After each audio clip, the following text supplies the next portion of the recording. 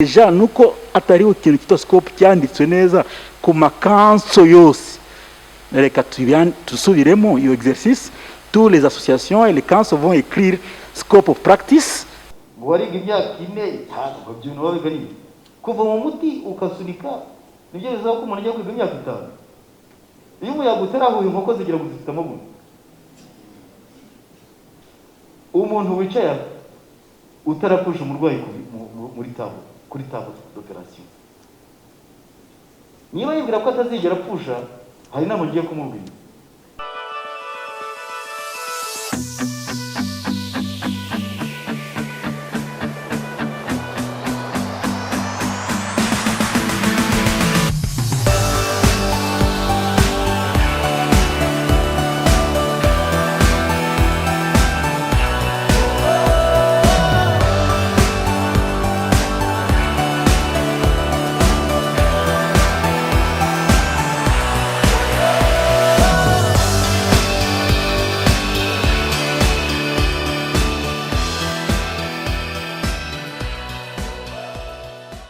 Please give them good seats. Those are our guests. Then we will come back to the registration after. We are so honored today to have the Executive Secretariat of the Human Resource for Health, which is, as you all know, the organ is a link between the College of Medicine, to say the University of Rwanda, and the Ministry of Health. And the mandate has been made clear, so we are very honored. This meeting, which we call the celebration of the 175th World Anesthesia Day, has been needed. It is a great opportunity. When we are at the intersection where the politic need is there, the social need and the academic need, then we meet there, all of us. We share the same goal, we share the same interests. It is a time to take good decisions. It's time to sit together and know what can we do to reinforce anesthesia in Rwanda. That is why this meeting has been sponsored, and we are thankful to the Ministry of Health. So, yeah, we are very thankful to the Ministry of Health for sponsoring today's meeting. This today's meeting, as you can see, the three logos there, sponsored by the Ministry of Health, endorsed by the University of Rwanda, and organized by the Rwanda Society of Anesthesiologists, with its eternal partner, the Rwanda Association of Non-Physician Anesthetists. Well, I call it eternal because we have an alliance forever, and we have to work together. So we are thankful to have you guys, to have all of you in this meeting.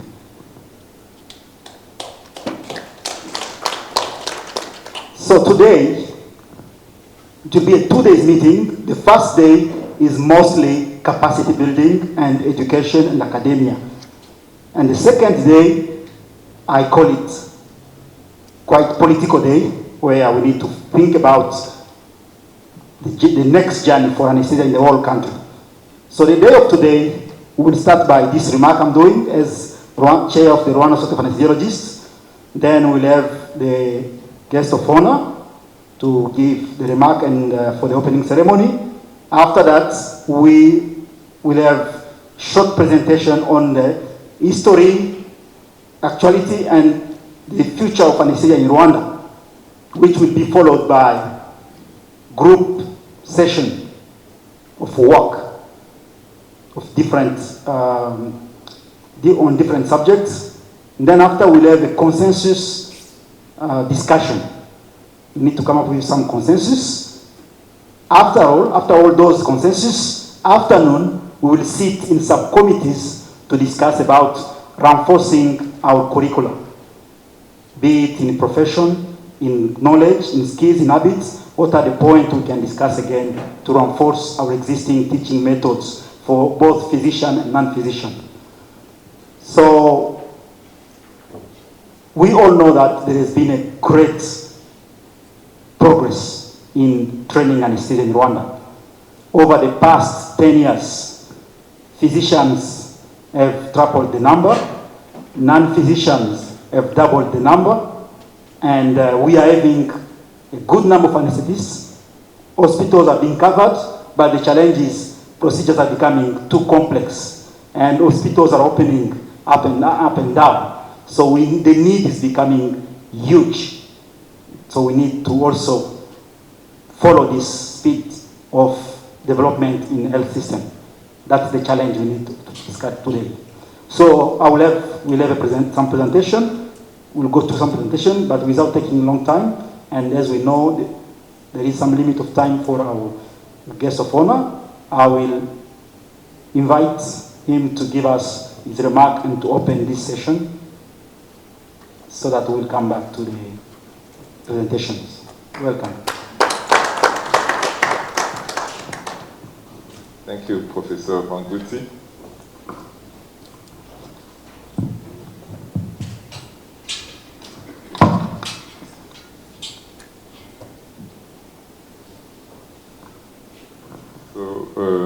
Rwanda Society of Anesthesiologists chairperson, faculty members here present, anesthesia providers, colleagues, good morning. It's a real pleasure for me to be here with you all at this meeting as we celebrate the 175th World Anesthesia Day that was held internationally on October 16th. It's a great occasion to reflect on what was achieved so far and what more could be done to improve anesthesia care and deliver safe anesthesia for each Rwandan. Today and tomorrow will be an opportunity to discuss training of anesthesia providers, their continuous professional development, their scope of work, teamwork in anesthesia, collaboration and cooperation, standards that need to be developed and abided by, as well as the quality of care as a whole. As we discuss all these critical points during this 2 days workshop, it's important to focus on what we can strengthen in the existing system and fit any innovation that we are proposing in the country-specific circumstances. I urge you to conduct a deep, candid, and thorough root causes analysis on the issues and challenges that we observe in the training of anesthesia providers and the service provision. We need to learn lessons from our past experiences and propose new ideas that will be considered from various perspectives before being adopted and implemented. We need to continue best practices and fix what is not working well. The workshop originated from various conversations that we had at different levels with different stakeholders who understand the essential role of anesthesia in our context as we need to implement and scale up interventions in the National Surgery, Anesthesia and Obstetric Plan. Anesthesia has a central place in the progress that we want to achieve in terms of availing more and more advanced health services to our populations and to people who come from elsewhere to get care in Rwanda. Without a strong anesthesia training program and workforce, we'll not be able to achieve the universal health coverage, the Sustainable Development Goals. It's as clear, as simple as that. I cannot conclude these remarks without expressing our vote of thanks to all those who made this workshop come to fruition. We are grateful to all of you who are coming from different institutions and who have responded present to this invitation. This meeting is most opportune. Indeed, Rwanda has the ambition to become a regional hub where most intervention and surgical procedures are expanded and the quality of care is improved in general. Having a forum in which we can think through and explore further the full potential of what can be accomplished together in shaping and embracing the care in our hospital of the future and the healthcare system of the future that we want is of paramount importance. I'm looking forward to a very fruitful discussion that will bring out the best of our brain and hearts to match our nation's ambition in healthcare delivery. With these remarks, I declare open the workshop, which has the theme, Teamwork, Stronger Teams for Better Patient Care. Thank you very much and enjoy the rest of the day.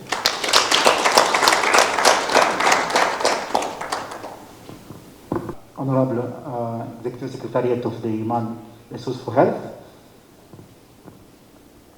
I think the speech or the remarks have been clear to all of us, and the mission of this meeting well elucidated, and our scope of work for today and tomorrow is quite clear. We have some resolution to come up with and submit, as you can see in the program. The green paper is the program. At 4:30, we need to come up with resolution, well printed, to submit to present to his office. Then adult discussion will be having place in his office. We had few-minute discussion between Dr. Sereko Etienne and myself and the Executive Secretary to just paint out a bit what is the expectation for today. So from that, the resolution will be submitted and rediscussed again with very few people before deciding for the way forward. We are also honored, as the Executive Secretary will be busy with other meetings, he will leave us with the head of department for academic partnership. It's the Human Resource Health. My friend, always call him my friend, and my team, Shema Joseph. We've been working together for long on this project of anesthesia in Rwanda. And as I will be accompanying the ES, I will give him the mic to paint out a little bit to us what we've discussed in the few 5-10 minutes. The anesthesia in the strategic plan. I know it is on the page 100. Many people are not familiar with that big Bible. It's time to talk to us about the Bible, so people will be familiar about reading it and knowing what HRH says about anesthesia. There is a lot of good projects about anesthesia in Rwanda, but that book, many people are not familiar. So I think as I'm accompanying the ES, we can give the floor a little bit to the HOD Shema to give us a few words before we continue our program. Shema? Thank you so much. Good morning, girls.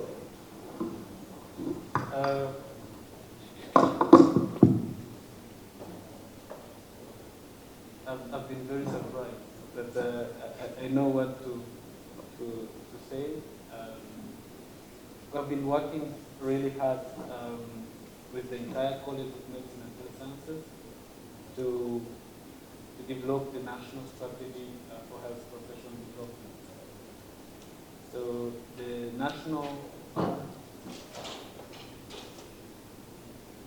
plan is a 10-year plan.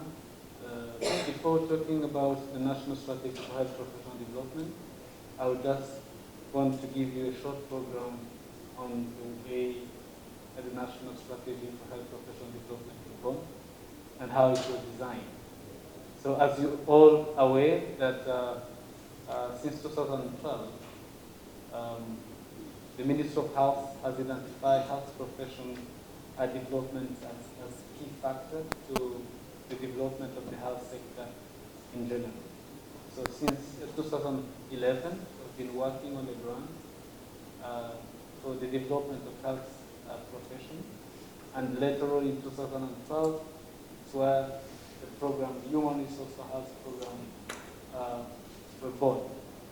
But unfortunately, it was really a focus with the grants that were coming from the US government with the top 11 priorities, and that priority will only focus on medical doctors. Later on, the anesthesist technicians were not in the strategy, in the plan for the Human Resource for Health. So with the development of the all health professions, we have come to realize that there is still a big gap to stay focused on only medical doctors, while doctors are not working alone. And most of the time, patients spend most of the time with non-doctors than doctors.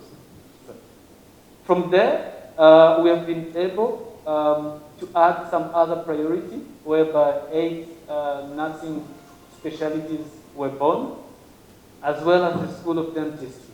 But unfortunately, it was not as well financed by the same grant, human resource for health. So after 7 years implementing that grant, we have come to realize that there is a need to do a reassessment and see all other priorities that should be in the strategy and rethink in 10 years where we want to go for the development of the health sector, as well as the vision that the country has to become a medical hub in the region. For that, we started to work hard with all of you. Let me say that, starting from the University of Rwanda, different associations, to see what are the priorities, what are the key challenges that we encountered today, to have all the health professions mapped and put into a strategy. So we have been working very hard with the team from different departments at the University of Rwanda, the team from different associations, and the team from the Ministry of Health, as well as other development partners. And from the assessment, we come up by, first of all, design what we have achieved in the past 9 years, according to the development of health professions. So later on, we come up with what can we do in the 10 years to come to be able to feed, first of all, our health structure in country, and what professions are key for us to move forward. So we started to work with all the, first of all, looking at the national strategy for development. We went through other strategic documents in the country, as well as consultation with senior leadership of this country to see how we can match the health professional development and the country vision. So anesthesia were really on the top of all what we have set as priority. Just because most of all, we want to develop a critical care in Rwanda, and you can't develop critical care in Rwanda without having anesthesia. We have a national strategy plan for surgery, but as well, you can't do surgery if you don't have good anesthesia. So we wanted to equip our health facilities with an emergency medicine department, but still, we can't do that if you don't have good anesthesia. So that's why we have come to realize that we need not only to take into consideration doctors, but we need to take into consideration the entire health professional working hand in hand, from nurses to doctors, dentists, and other health professionals as well. So we have been able to work on the pipeline, and the pipeline was showing us what we have today, what is the production capacity the country has. Because after analyzing the country capacity to produce health professions, we have come to realize that only the University of Rwanda must stay our focus. Because by looking at other teaching institutions, it was not really be possible for us to get focus on them, because they will be producing health professionals graduated in 5 or 6 years. Our strategy is a 10 years strategy. It's where we started to work hard on having the health profession developed, the pipeline, what is the capacity that we have in country, and what do we need to increase that capacity. And one of the key message I would like to address here is we look at what do we need at the University of Rwanda in terms of infrastructure, in terms of equipment, in terms of skills lab, in terms of faculty, mostly faculty to teach in different health professions. We have come with an intervention called faculty recapture, where we're still working, and Anesthesia has been on the top of that, as we would like to see how we can recapture all people who have the capacity to teach and who are willing to teach, so that we can train them so that they become good teachers to at least maintain, sustain the existing department at the University of Rwanda. So for that, different analyses have been done to see what are the capacity we have in country, what can we bring as new capacity, how can we develop the existing capacity we have to meet the international standard. So from then, we have come with some resolutions that I would like to share with you today. We need to start as soon as possible the fellowship in different subspecialty for anesthesia, for the anesthesiologists. For that, there is two interventions. First of all is to launch some of them in country, and the second is to send abroad some of our medical specialists to go and study and come back so that they can fit in the sector at the same time being good lecturer at the international level. Secondly is to promote research, because we know that the motivation will not remain on the salary that we give, but if we promote research as well and grant writing, we'll have good medical doctors, good medical technicians and health professionals, but that can be developed in different careers, but having as well a career development at the University of Rwanda.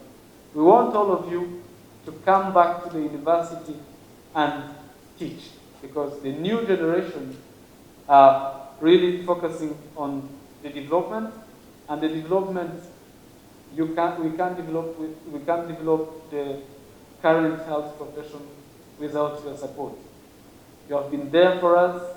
You should remain there as we aim to develop you to start new subspecialty, to take some of technicians, anesthetists for further studies that are not here in the country, for them to become teachers. We are suffering for having lecturers. We are suffering to have them work in different hospitals, just because the future, we don't see the future. We don't see their career path. So what we would like to do is to develop that specialty, to develop all the technicians who has a good experience, to come back to the University of Rwanda, design new curriculum, design new programs, and have them sent abroad for further studies and come back and teach.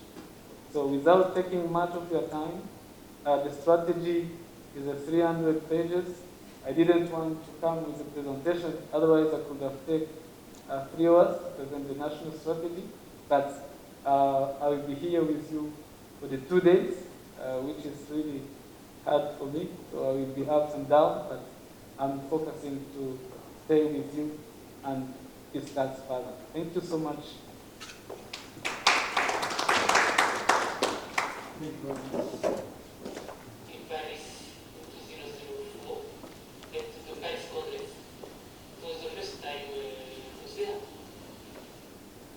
So I went to London in November of 2004 to do a feasibility study to see if the Canadian Society would be able to help Rwanda develop an anesthesia training program.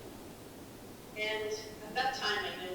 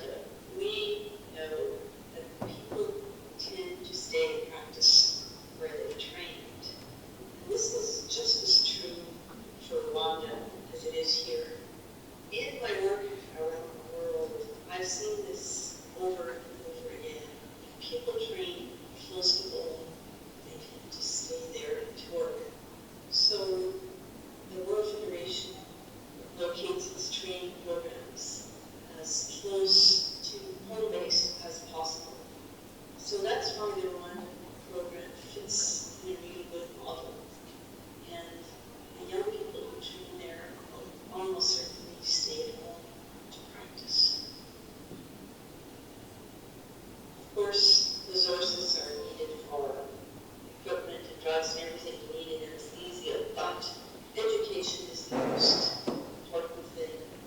And I think when our volunteers go out, they get enormous satisfaction from being able to share what they know with people who haven't had a chance to experience all that. And it's extremely rewarding.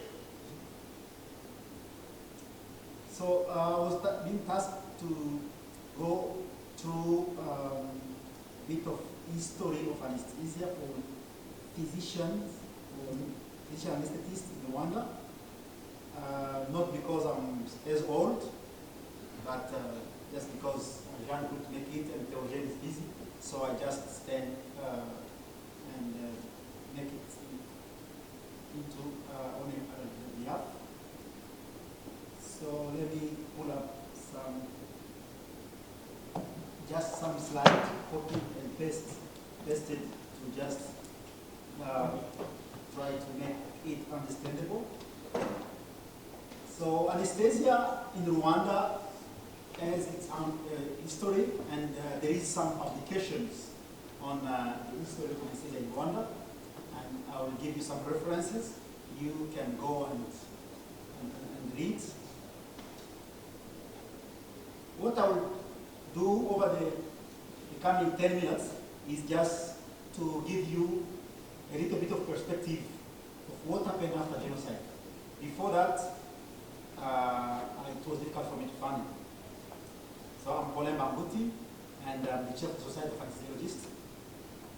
So we'll see a little bit the yesterday of anesthesia, and when we talk a little bit after genocide from 1 to where we are.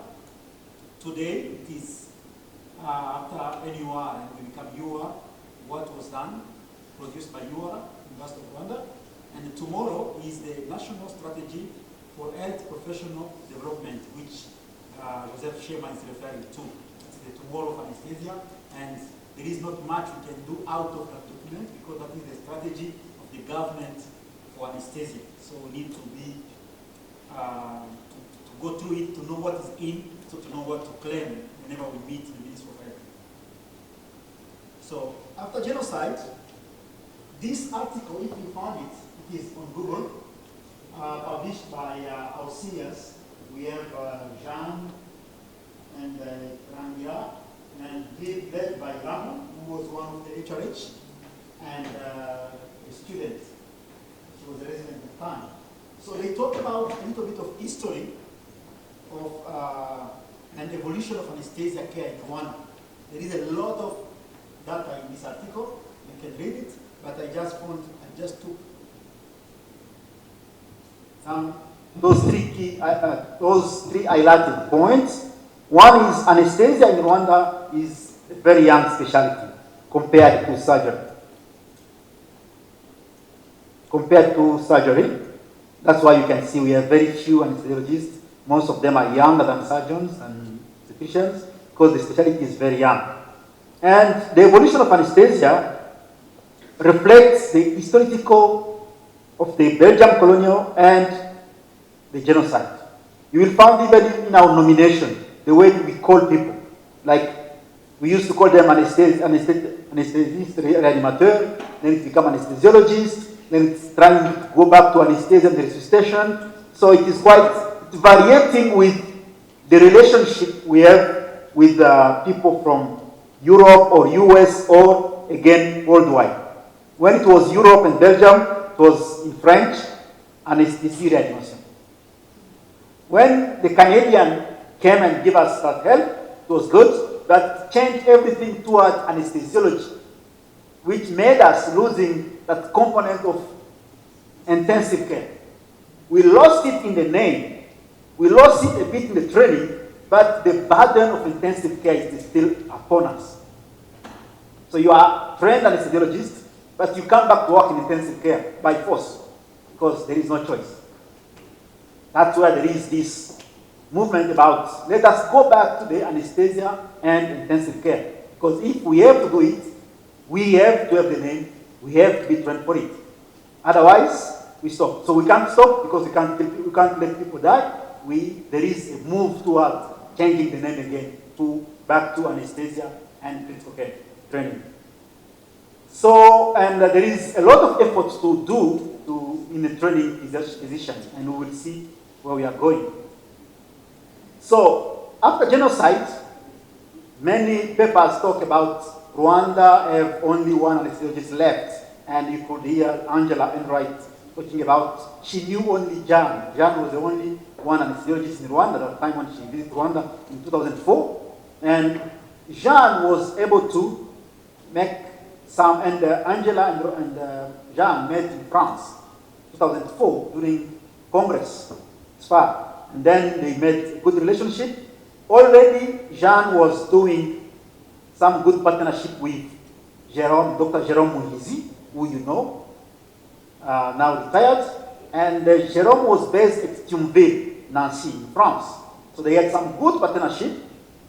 That time, there was also in Rwanda CTB, Coopération Technique Belge. And they brought some anesthesiologists, among them Bart Panjato, late Panjato is dead already. So all those people came through CTB. And even Bukwiru was under CTB. For those who remember Bukwiru again, the Ugandan anesthesiologist. Then she made that relation with Angela. I put Angela in red because she played a key role in training anesthesiology. She connected that to KCF and to American Society of Anesthesiologists, Global Humanitarian Outreach. And that had a great impact in our training, which we'll see after. But meanwhile, before starting the local program, which Jean is referring to, we had another program which was a sandwich program, which was recruiting 2 anesthesiologists per year. So that's why you see Gilles and Theo were recruited in 2002. They used to do 1 year, then they go to France for another 2 years, then either they come back to Rwanda or they go to another country. It was difficult for them to come to Rwanda at that time because there was no program. So when they saw Angela starting a local program, for them it was, as we said in French, c'était l'attaque sur la série sur l'attaque, ou l'attaque sur la série, parce que that time they could come back to Rwanda and continue training. After them, there was another batch of 2. One is Jean Ecobsen. For those who knew him, he finished his studies in Rwanda, but he went back to France. And there is another one who I forgot, but never came back after 2 years in France. He stayed in France. Maybe Etienne knows him. I don't know what I heard about him. I never seen him. Then the last batch of that training was Bosco and Willie. For some people remember Willie Kidiri and Bosco Kainamura, who was the last batch of that sandwich program. They did 2 years in France, 2 years in Belgium. Then they came back to work, and after they went all of them went back again to Paris. So you can see that that model was challenged by brain drainage. When you spend 2 years trained in another country, you keep referring to it, and you don't have that courage to strengthen your country when you come back. Because you found, when you come from France to Rwanda, you find a lot of challenges, and you don't know where to start for solutions. The end is to go back to that country. So that's why we are lucky to have that partnership with ASA, GHO, and KCF to start a local program which we are all enjoying now. Because you can see the fruits are by 90% staying in Rwanda. So today, this was an article released in Monitor. It is an essay journal showing some of the, highlighting how is the program going on in Rwanda. So that in the same period, we were interviewed by another American media, where we declared in 2016 that we were targeting to have 60 active anesthesiologists by 2024. So today, when I was copying this quote, I was trying to see, are we really on the same? Are we going there? Are we having those 60? We will see it.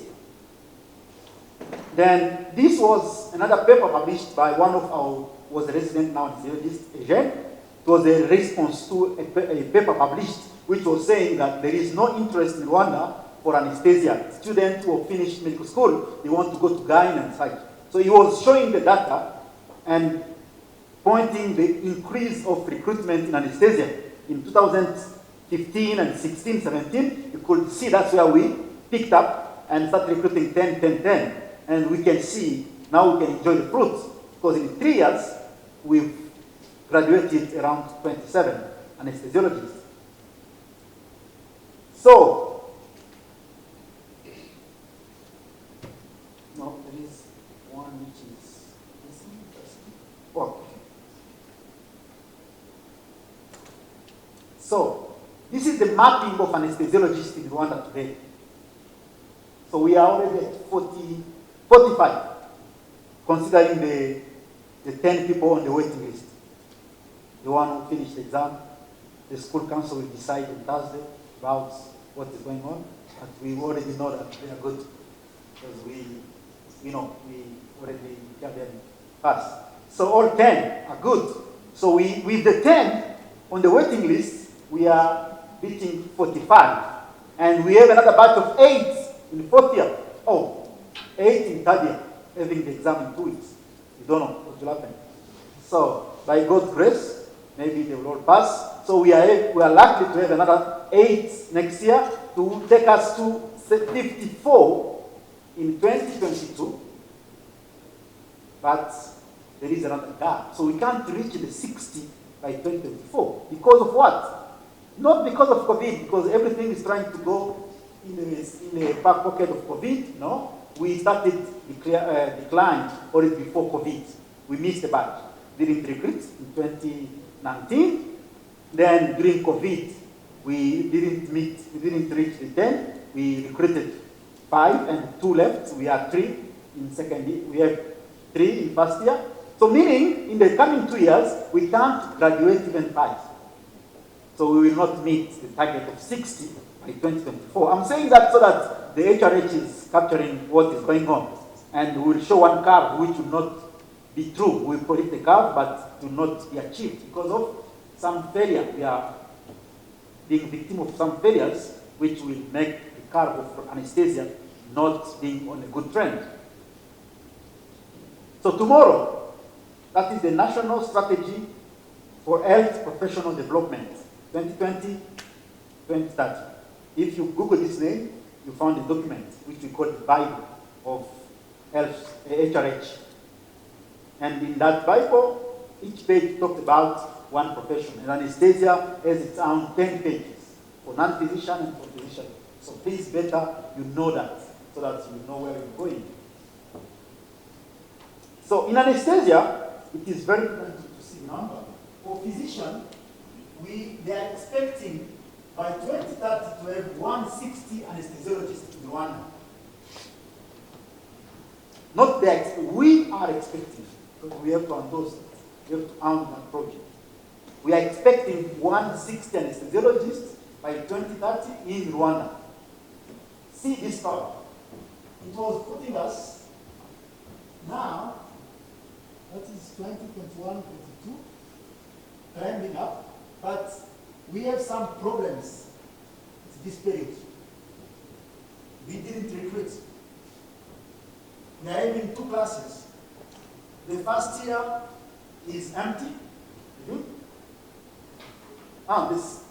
The year 2 is empty, 0 candidates.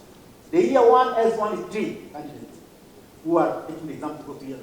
So this year we've recruited only 9, I think, instead of 20. So we are having a gap. We are supposed to make 20, 20, 20, but we have only 3. So a gap of more than 20. So if we don't catch up this gap, we will never achieve the goal. Oh, thank you. You're bringing a good one at the end of the list. So, and then look at the recruitment. In 2020, we should be recruiting 20 per year. But we are not. So we are already against the Bible. We are going against the law. That is, we are already behind the goals. It's a big problem because we will not achieve this number if we don't use other measures to catch up. Then you see some specialties. It's already planned for. Pediatric anesthesia, obstetric anesthesia, critical care, local regional. There is numbers of subspecialties to start. It was supposed to start in 2021. We are not yet there. So another gap. So all those numbers are well documented and endorsed by the Prime Minister. We start already having gaps at the first year. So it's a big problem. So tomorrow is already alarming the threat. Anesthesia for tomorrow is not as planned. We need to strengthen again and to make more effort, recruit more people, start fellowship programs.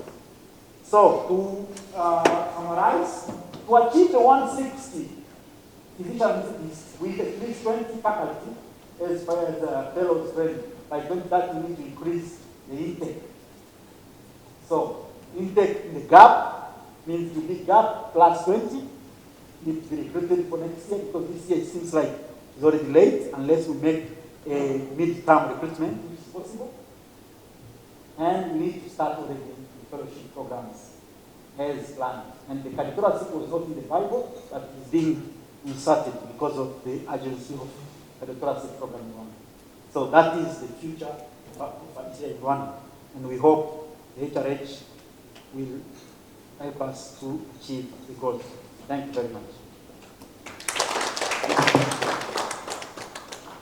Now I think we invite again the head of department, Thomas, to give us the yesterday, today, tomorrow for NPS. Thomas is the head of department at the School of Health Sciences, Department of Anesthesia.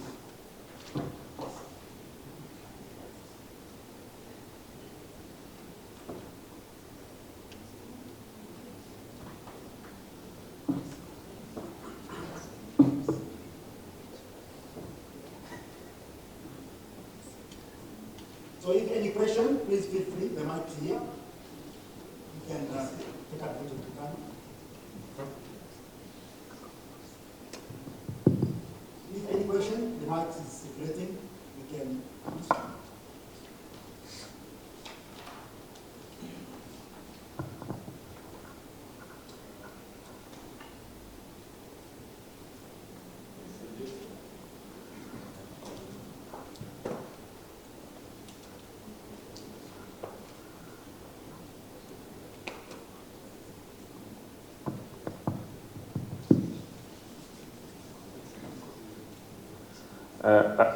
I just want to suggest that probably the presenters or panelists being answering questions at the same time. After two, for instance, after Prof.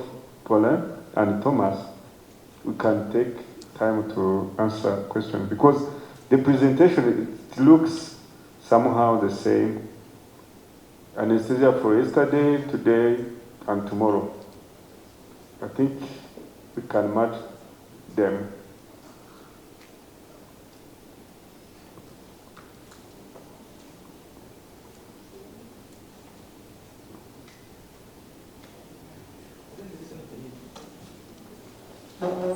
My suggestion is that after two presentations, like those presentations, they look the same. Probably they can sit as panelists and we ask questions. I don't know if I'm right. Thank you, everyone. Sorry. Yeah, and that's why I come sit. That's why I need to saying yes or no. Oh, that's good. Thank you. Say yes. My name is Thomas.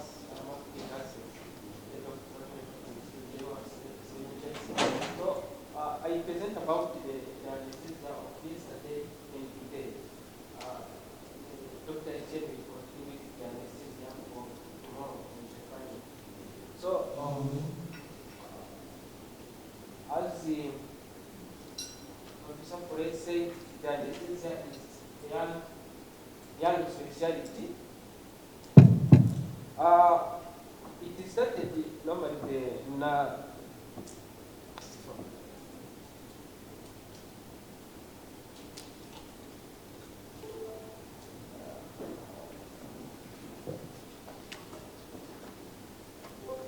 the formal education of non-nutrition anesthetists started in 1997, as you see in former PHI.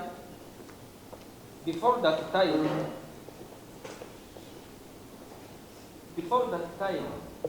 the anesthesia was provided by only 2 anesthesiologists in Rwanda and the 2 NPA. Other people who got the anesthesia were from outside of the country, mostly from Uganda or other countries. The formal education of anesthesia, I mean NPA, non-nutrition anesthesia, started from 1997. The program was aiming to increase the number, the number of anesthesia care provider, including to increase the number and the quality. It's also to replace the on-job trained anesthesia, the nurse who provide the anesthesia mainly in the rural area in Rwanda. So the purpose was to replace those on-job trained anesthesia and to have the qualified people who can provide anesthesia.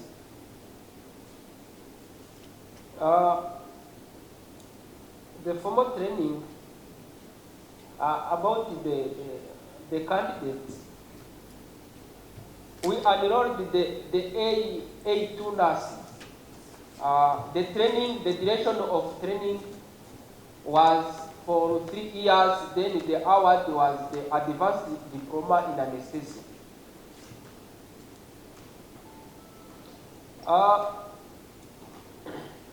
From 2015, after phasing out the A2 nursing, we started to recruit the school river, the people from high school with the background of physics, chemistry, and biology from high school. Then after some time, we realized that 3 years of training anesthesia for those kind of people, it is very short. So we developed the new program. We updated the program to get the Bachelor of Anesthesia, where we recruited the people from high school, background of physics, chemistry, and biology. Then the duration now become for 4 years. This is started from 2015. The hours now become the Bachelor of Anesthesia, Bachelor of Science with honor in anesthesia. If we consider the anesthesia, the anesthesia care provider now or today, from that time, the starting time, we graduated 426 anesthetists. Among them, 260 still are A1, advanced diploma in anesthesia, while 164 are A0. They hold the Bachelor of Science in Anesthesia. Among them, 1,319 anesthetists are employed in public and private hospital in Rwanda. But we have also the fresh graduates who are not yet affected in different hospitals. We have 29 fortunately, all people have passed the council examination. They are ready to get the license of practice. It's good. And they wait to be affected in different hospitals. However, we have 78 people who dropped out from the profession.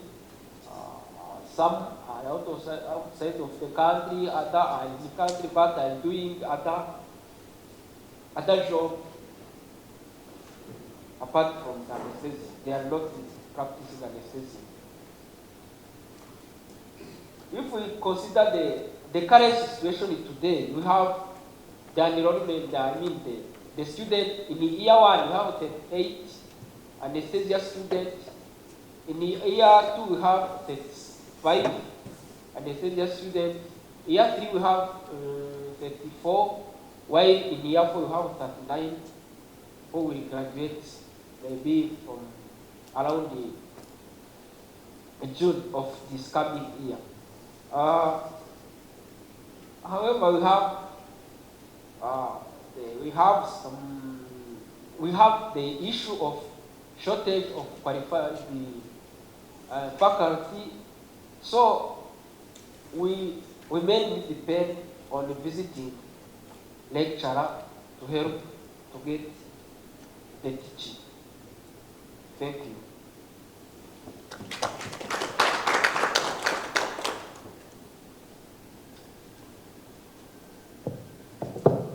Waramutse. Njyewe rero ndi informel, ubanza ndi bwice amafoto. Ntabwo njya nkunda guhagarara ku buryo statique. Birangora. Naragize Imana n'akanura k'amazi. Nitwa Etienne Nsereko. What is it? I can't see it. What's wrong with it?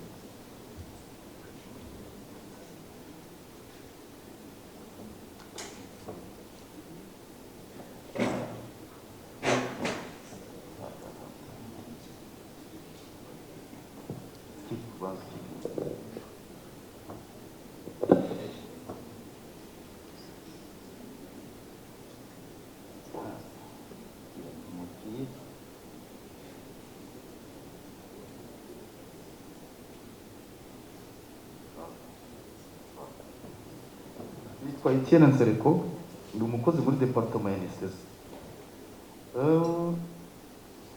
Mbere yuko dutangira nagira ngo mbanze nshimire abatekereje kudushyira hamwe, kuduhuriza hamwe twese none. Mu bari ku isonga harimo Professor Paulin, wakoze ibishoboka byose hanyuma bakatwemerera ko uyu munsi duhura. Nyuma y'ibyo nagira ngo mbashimire mwese ko mwitabiriye ubutumire bwaje mu gihe gitoya. Dushimire n'abayobozi bacu bose bemeye gutanga ibikenewe kugira ngo uyu munsi ugerweho. Tunibuke kandi dushimire abantu batagije ikinya nyuma ya jenoside. Ndavuga amazina nubwo ntabuvuge bose, nagira ngo mvuge Dr. Muhizi Jerome, Jeanne d'Arc Uwambazimana, Rangira Charles, reka tube tuvuze abo hari n'abandi.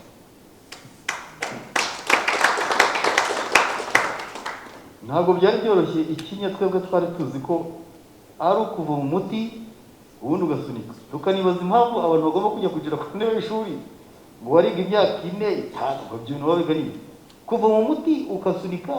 Nibyo bizaba ko umuntu ajya kwiga imyaka 5. Umuntu yambajije icyo kibazo ibintu birangora, wa mugari ndavuga ko ajya kwiga. Aho nyigereye nasanze tukize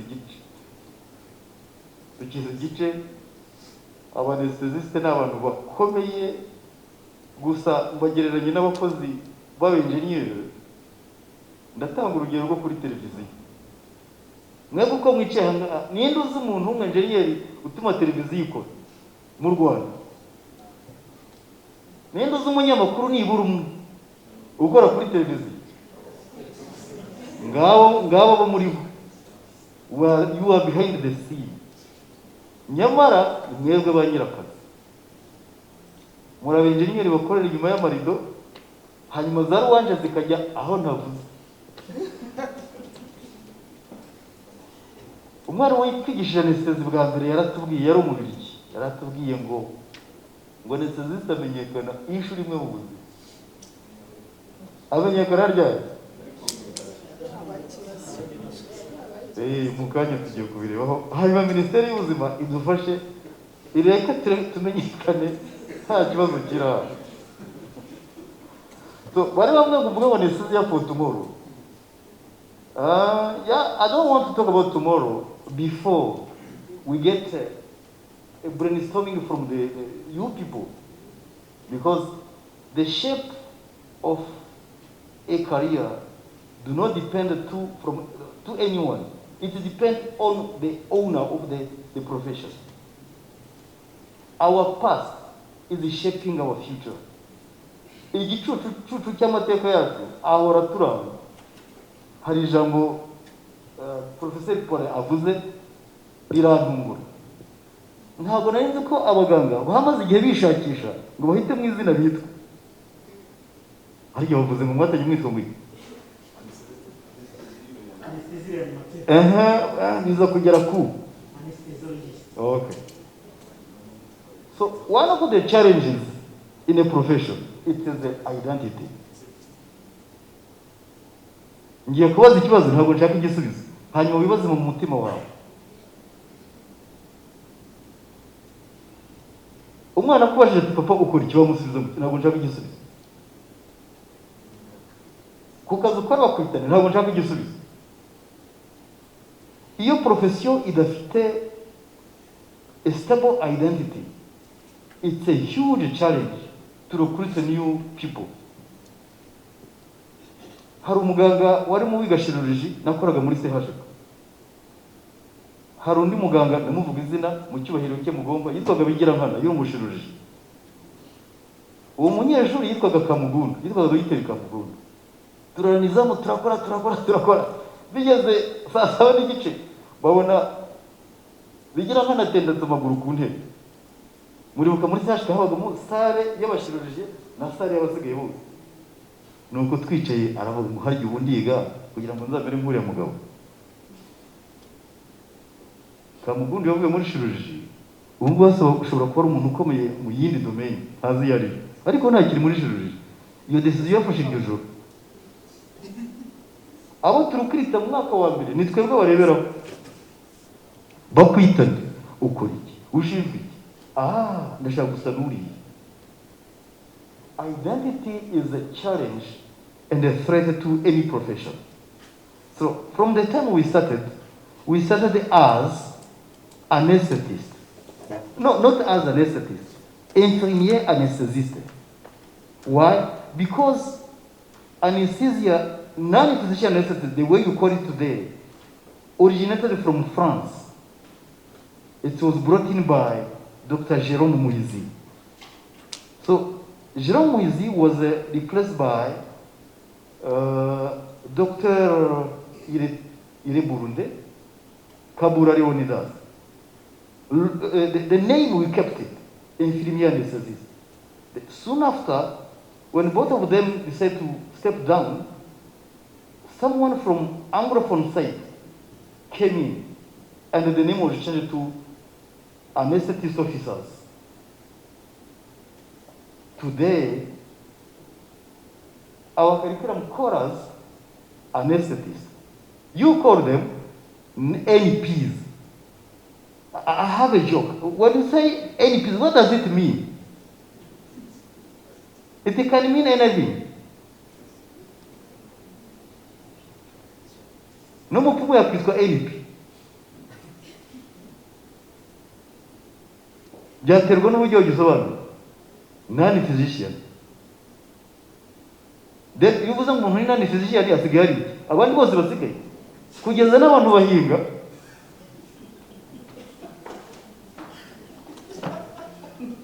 This is why identity is very crucial. It's very important to decide on our identity, stand on it. Then they say that besides physicians, anesthesiologists, in Rwanda, we have other cadres, and we call them a certain name. And when they call them, you know exactly what they mean. So this is one challenge, and it will help us to address it. The second is the entry profile that mismatch our curriculum. From scientific point of view, learning is a process that goes with building blocks. There is the first block, the second, the third. You can build until you reach the ceiling level. From a historical background, you saw that we used to recruit A2 nurses with the hope that they had more understanding, then you can put on other scientific topics so they will be able to sustain it.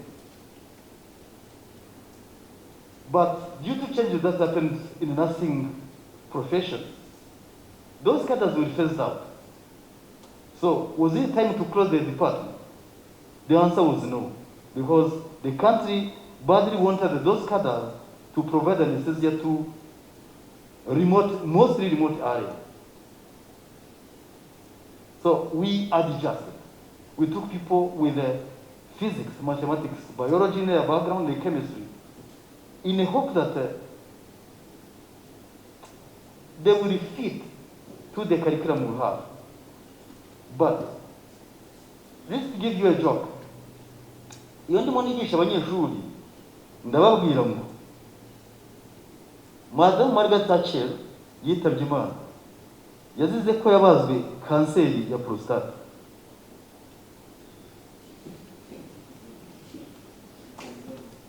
Iyo mbarebye ku maso nkabona badasetse,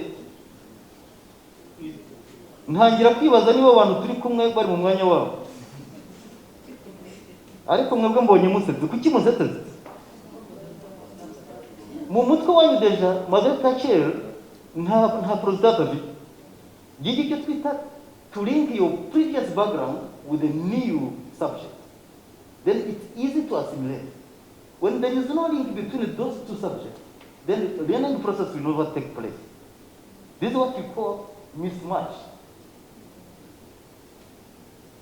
Abaganga biroroshye kubigisha inshuro igihumbi kuruta kwigisha abanyeshuri twigisha. Icyambere ni medecin generaliste wahisemo kujya muri anesthesia, ariko niba kujyana muri chirurgie wari gukora niyo ibyo muri gynéco wari gukora, ariko abacu turimo turahuza ibintu ntibihure. This is a huge challenge. Muzabibona mukorana nabo, abanyeshuri baduha n'abanyeshuri b'abahanga bagize amanota menshi, ariko muzabibona mukorana nabo. Numubwira ngo fata umwana uri mu wa mbere cyangwa uri mu wa kabiri, numubwira ngo haze placenta previa mutegura anesthesia, azahita abona ko obstetric dene n'ishurije ibera munsi y'umukondo. Ese ibyo birahagije kuko ari munsi y'umukondo? Ni iki gituma atekereza munsi ko batera ikinye cyo munsi kifata munsi y'umukondo? Hari background arimo kubura. Iryo jambo previa rivuze iki? What are the clinical implications? Ngicyo cyo twita mismatching. Tuzafatanya hano kuri buryo twacyadressinga.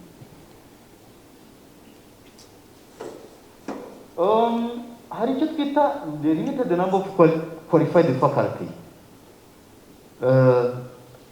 Nk'uko umuyobozi wanjye yabivuze, dufite abantu bakeya twigishiriza. Muri standard za kaminuza umuntu wigisha programu yagomba kuba ifitemo masters. Iyo masters mu myaka ishize ntayo twagiraga, ntayo twagize, atari uko twabuze abajya kwiga, ahubwo nta niyo yari ihari. Ubu nicyo gihe cyo kwiga uburyo twabona abakadire bacu batwigishiriza. Turashimira abaganga bajya baza kutwigishiriza, turabakunda, murabana beza kandi muzakomeza. Inadequate clinical opportunity to develop competencies.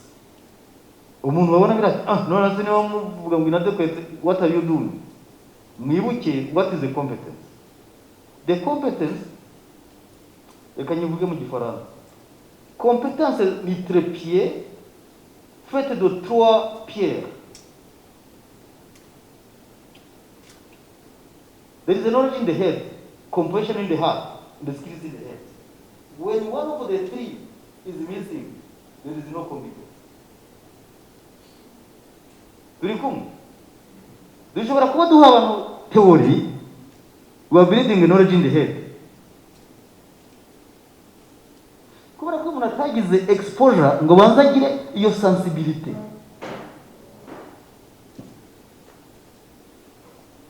Njye nitegereza abantu umuntu utarapfusha mu kinya ntabwo mwifurije gupfusha ngo yumva arashaka kurira. I was a compassion in the heart. Niyo bafite competence in the hands ntabwo ari competent enough. Dutanga ubwenge mu mutwe, we don't have time to build the skills in the hands. Kubera ko curriculum yacu iri packed, kubera ko turi kwita ba misi macinga, dushaka igihe yuko acinga ngo turebe ko twashyiramo ibyo tubura ngo umuntu tuvuge ko yuzuye. Then deployment and retention. Abantu bacu kimwe n'abaganga hari ikintu muzabisangamo, ariko ibyo ngibyo biri hanze yacu. Icyo dukora turigisha ariko ntidutanga akazi. Abantu benshi batera ikinya baboneka hiye, baboneka mu mujyi wa Kigali. Iyi ni challenge ikomeye. Hari abanyamuzi ntabwo ushaka kugira icyo gukora ntabwo garagaza ngo Yesu yaravuze ngo azadusanga mu murwa. Ni ikiza kiri mu murwa. Most of the time there are financial motivation behind. It seems that the people in the urban area, they are more paid compared to their counterparts in the remote area. Then your retention. Do they have the same salary across the country? Even if the answer is yes, people in the urban areas have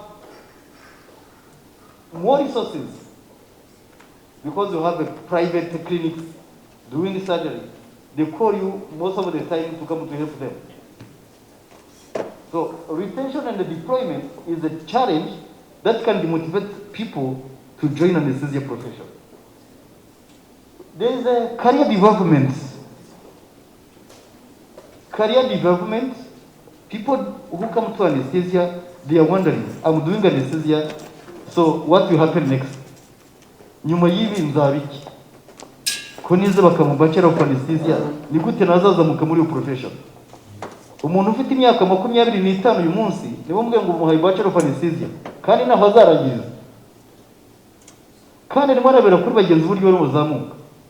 Ndakubwiza ukuri azashakisha plan B and C. Uburyo bwiza nuko twabashakira how we can create a career development within the profession. So you keep good cadres, experience, who are happy of what they are doing. The next is the conflict of interest. Hari umuntu mukuru nuwa watanze urwenya ati hari igihe abantu bamera nk'insana. Ngo inzara zishyira mu icupa zigatangira kurumagurana zitazi ko amaherezo baza kuyishyira ku gikarayi bakazikaraga. There are some conflict of interest within the profession, even across other professions. The conflict sometimes, most of the time, they are financial related, or we have to deal with the egos. I'm bigger than you. When I talk, stop talking. Ibi twabikemurira muri mu association tukarukunduza conflict of interest tuzirwana. Muraza no kudufasha kubitekerezaho because we are planning for the future. It was yesterday, today, what will happen tomorrow? Working environment and workload. Baza kubwira ngo turavunika. Hari n'umwe udakomporinga ngo turavunika. Hanyuma ibikoresho ufite nakoze mu bitabo byitiriwe umwami Faisal. Haranshimishaga cyane. Muzi cyanshimishaga. Igikoresho bavugaga cyose twarakibonye. Nabonye n'umuti witwa scareful. Umuntu warafite muri baramuvura araki. Numva ni presire kuri njye. Kubona umuntu yagiye. Aho ni hari igihe ugenda ukajya mu bitaro ugasanga umeze nk'umusirikare uzi kuraza akaburi kerazije. Igihe ushobora gutera frustration. Ikindi kitatworoheye ni ikintu bita liability insurance. Bavani hari ngo abantu NP hakaba n'abaganga. Kiriya kintu nkita denominateur commun, liability insurance. Umuntu wicaye utarapusha umurwayi muri tabo, kuri tabo d'operation, niba yibwira ko atazigera apfusha, hari inama ngiye kumubwira. Warindiriye pansiyo yawe ukazabivuga warangije akazi. Icyo ni kimwe. Icya kabiri nagira ngo mbasetse, iyo umuyaga utarahuye inkoko zigira ngo zifite amaguru.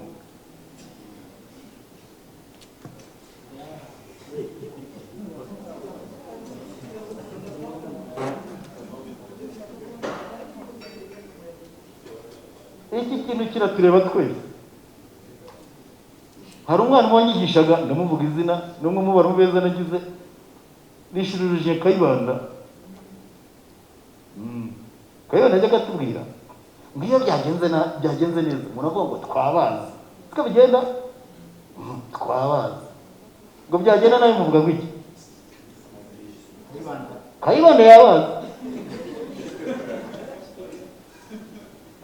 Hanyuma ikinya byagenda nabi.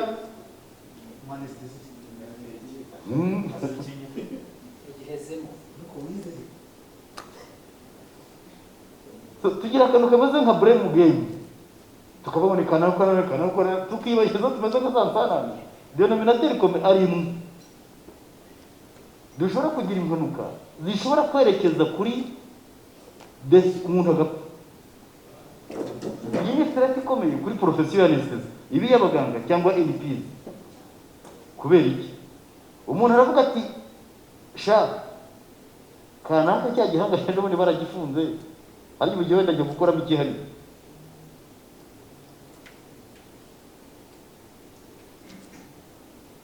Ntagize icyo nibutse, ariko ubu rero umudo w'abantu utabizi. Kugeza ubu ngubu nta muntu urafungwa ngo akatirwe, ntawe. Ariko hazaza uruhara habanza amazozo. Niba batangiye guhamagara mu butabera, wagombye gutekereza ngo bizagenda bite.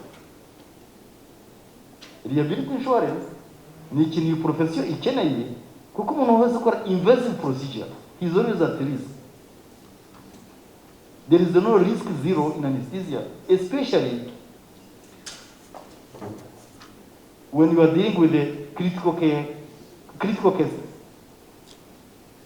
You need a certain level of protection. And if there is no liability insurance, it's a threat to new people that you want to recruit.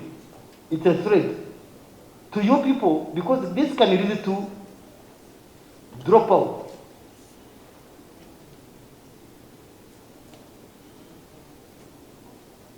Muraza kudufasha n'igihe kizagera hari tubishyire hamwe turebe iki kintu kimeze gite. So anesthesia tomorrow is the way forward. What I did, I just put a big picture outline. So the details into those big titles, you would discuss them in a group and then come up with resolutions. On our side, we think that we should restructure the program, having in mind that education depends on building blocks. We should think who is the most suitable candidate for anesthesia. This is the first. Then the second, the content we have. What are we teaching for what purpose? Shall we have levels in anesthesia? Or we should cook everything in the same pot and feed the people? Delivery method, we should challenge ourselves. Is it the way we are teaching? Is it the best way to teach? Can we improve? All professions, all teaching methods have got room for improvement, but some have a bigger room than others. It's self-evaluation. In an anesthesia profession, especially in our department. Ntabwo tumeze nk'umugabo ubyuka afite ingonero. Umugabo ubyuka afite ingonero iyo muri miruwari reaction ya mbere ni iyihe? Agira uwo ni umugabo mwiza. Muri anesthesi umuntu avuga mutera ikinya nabi ya miruwari afite kumva ikubitamo ikinuzi. Umunyamakuru yaza ati hari umuntu wapfuye ikinya cyamuheranye ukumva ya miruwari ashaka kuyimena. Ugiye kumena miruwari ziguha negative feedback wazimura zose. The best way just to clean your face ni come back to the mirror. What the mirror is doing is that to reflect your image. Iyo hari umuntu wapfuye mu kinya cyangwa ngo bateye ikinya ntabyo muzi ko turara tudasinziriye. Ese mama hari icyo ntakoze cyaba kirimo gutanga that impact. Ibyo tubitekereza. So we need to think the delivery method and evaluation method. Ntabwo nzi muri medicine uko bigenda uko babigisha. Hari benchmark number of cases to be done before you graduate. Agiro muragize. Ntabwo nshaka igisubizo. Ariko twebwe bacu dutangiye kukibaza. Umuntu ubwira ngo yujuje ibisabwa nagenda graduating n'ujuje ikindi. Nuwagiye imbere agasubiza yajya muri kuri manika kayikora neza ukagomba kwikora. Icyo turakibaza. Maybe the role of evaluation tool is to filter. Reba umuntu arimo ntekereza muraho cyaro muri sibyo muzi imyumbati n'akayungiro. Ugasekura wangenda ukayungura. Muzi ore akayungura. No gufata ikimuruso kinini kitari cyasekurwa neza ngo kigume hejuru. Icyarangije kwifu kikagenda uko niyo ushaka. Our filters, our evaluation tools are not strong enough to filter the past and failure. Cyangwa dufite ibyenge binini n'urucenga rucamo rukagenda. Icyo tugomba kukisuzuma, then you come up with that. How can you address it? Ngewe twakwije tugasangira byinshi. Ariko watsinzwe bavuga zero limit ndayandika. Uvuga ko ntacyo bintwaye. Ariko nubona ndayandika. Kuko nzi ko role yanjye nindamuka nkuretse ngo ugende kandi igihe kitari kigeze. Wa muntu uzapfira ku bitaro njyaba mbifitemo uruhare. Then duration in the hours. Dufite ikibazo. Minisiteri imara dusaba ngo twongere umubare w'abanestesi mu gihugu. Ikiguzi cy'ibyo bintu ni iki?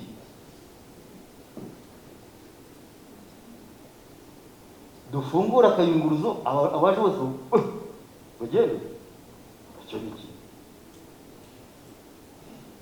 Tubigende dute ngo umubare uboneke? Hari igihe twicara umukono tubona minisiteri. Maze ariko nubivuge n'ubutaha. Ndabizi ko hano harimo abantu bamwe inzoga n'abandi batayinywa.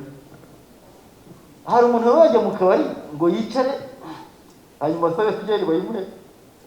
Akora mu kazanye amafaranga afite nayo kwishyura urusheri. Sibyo? Mugenzi we ku ruhande baze kumuserivira vuba. Hanyuma wavuga utari ko kakaboroshete mwayikase muyibaborera nkaho yumva. Hanyuma nyirakabari nawe ati ikigabo nacyo ntabyaje. Ko mbona ushaka ko baguserivira nk'uko kandi wishyuye boroshete. Muri minisiteri namwe kugira ngo mutwishyuza nk'uko kandi wishyuye boroshete.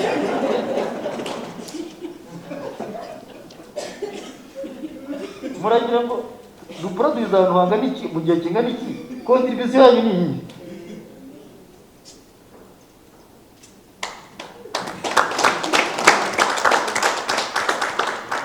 Dushimishijwe nuko mwaje ukawica. Byarashimishije pe.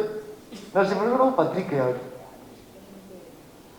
Dufite ubushobozi ariko ntacyo dushoboye mudahari dukeneye resources. nta mafaranga dufite iki hejuru y'ibyo ngibyo twebwe turigisha ntidutanga akazi abantu mushaka training muzabaha akazi murimo murishyira ubwoko cyangwa ni porojegiti because reputation and deployment it's a key the motivation factor leading to a lot of dropout. Bavandimwe naho intervention yanjye irangiriraga ibyo mvuze ni muri rusange nagerageje gukora no kwigisha ariko mutangara niba afite ikindi yakongera kuko uhora mu kintu niba ari cyo nawe niwe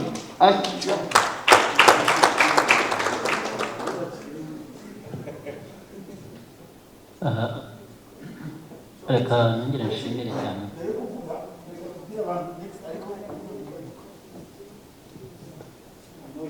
You have some good things to say. So sorry for, if you see me many times here, it's because of the MC plan for the day, Jackson. So it's 2 a.m. and he wrote to me and said, my kid is sick, I have to go to the hospital. So the MC couldn't attend. So I have to be, so it's not like I like it, but I have to make something to make it enjoyable.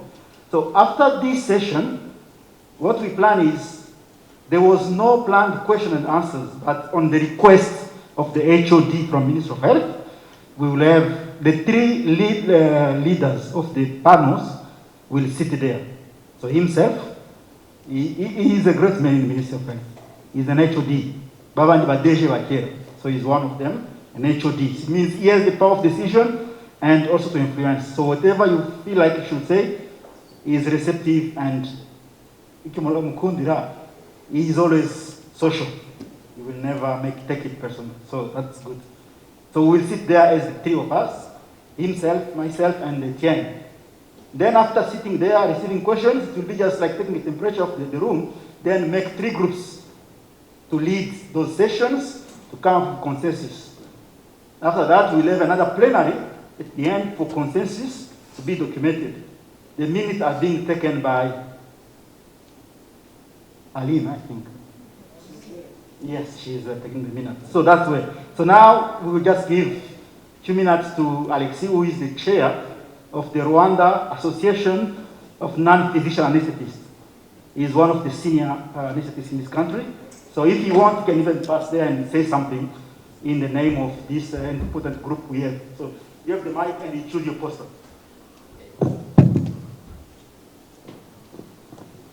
Thank you so much, Professor Paulin, Mr. Etienne Sereko. Thank you, is it Deje Shema? Or Head of Department? Yeah. Ndagira ngo niba hari umuntu utumva ikinyarwanda hano wenda mbwire kugira ngo nza kugerageza kuko I'm not fluent in English. Habaye hari umuntu utumva ikinyarwanda hari yes agira umuntu umusobanura kuko ntinya kuza gutanga igitekerezo cyanjye kikumvikana nabi bitewe wenda na conference z'ururimi. Mbanje kubashimira mwese ariko cyane cyane munyemere nshimire Professor Paulin na RSA abantu bateguye iki gikorwa iyi conference kugira ngo twese tuyihuriremo kuko ikigamijwe icyo dukeneye kugeraho twese no kugira ngo twubake uyu mwuga uzafasha abanyarwanda uzafasha abaturarwanda uzafasha igihugu muri rusange buri muntu atirebye ku giti cye ahubwo tureba ku nyungu z'igihugu muri rusange. So mwakoze kudutumira kubera ko hari contribution yacu natwe twumva tugomba gutanga. Nagize igihe cyo kuvugana na Professor Paulin kuri iyi theme cyangwa se n'iki gikorwa cyari gitegurwa.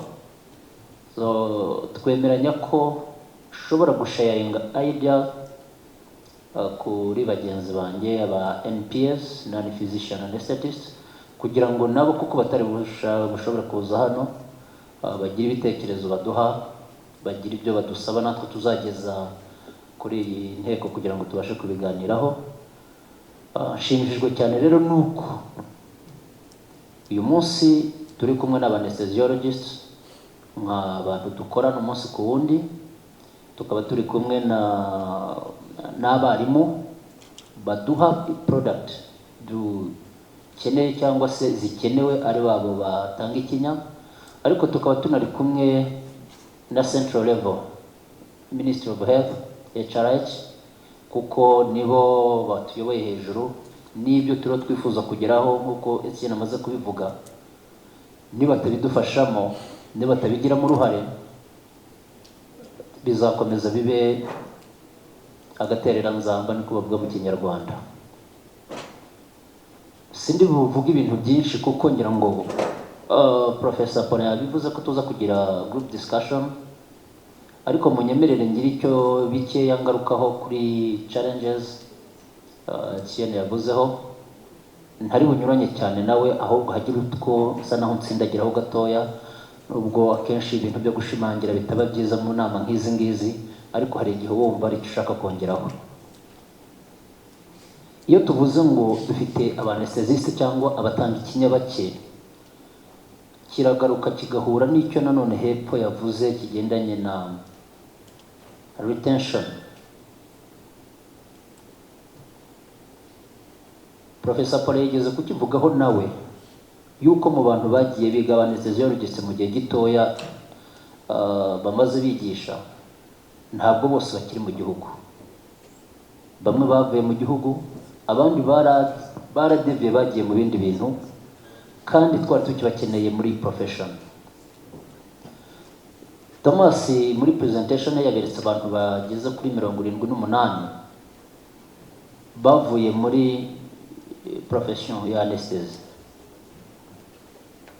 Iki rero kiragaruka kikazana ikibazo umuntu wese yakwibaza hano, kuki abantu bagenda, niba uyu munsi tuvuga ngo turashaka kuzaba dufite anesthesiologists 120 muri 2030,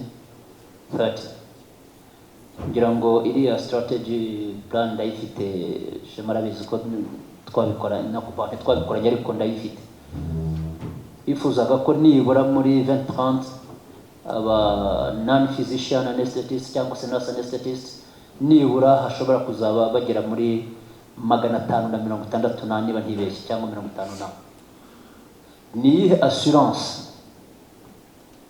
dufite ko abantu tuzabagumana niba nabo dufite uyu munsi bariho barivinga.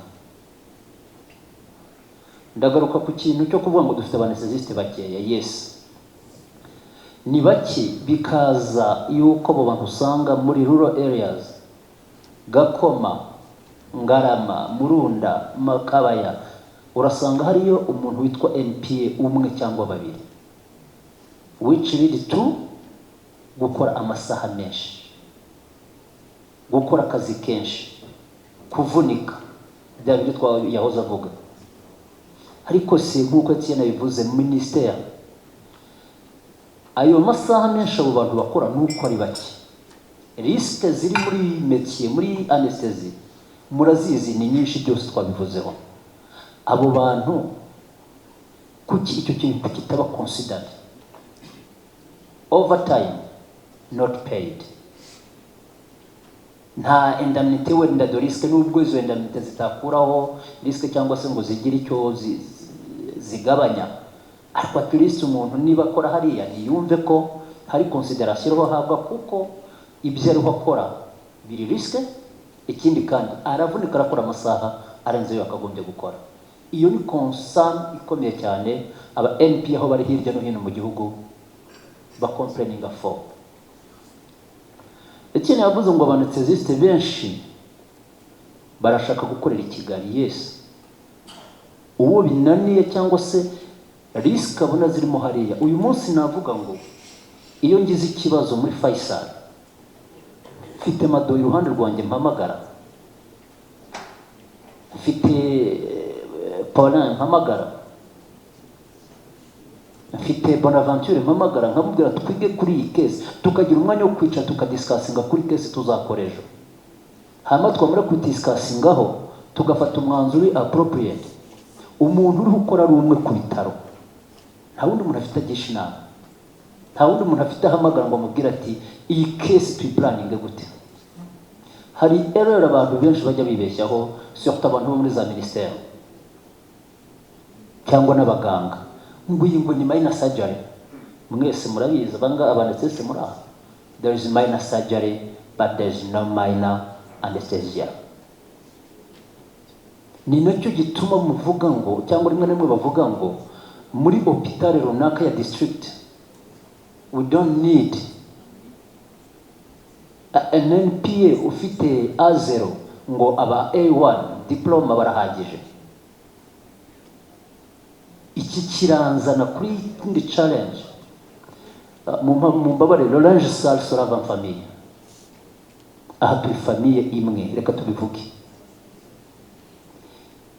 Plan ngira ngo Professor Banguti yabyerekanye, plan zagiye zibaho kuva 2006 uburyo anesthesiologists bashobora kwiga, bashobora kuimproving, bashobora kugira za subspecialties irahari.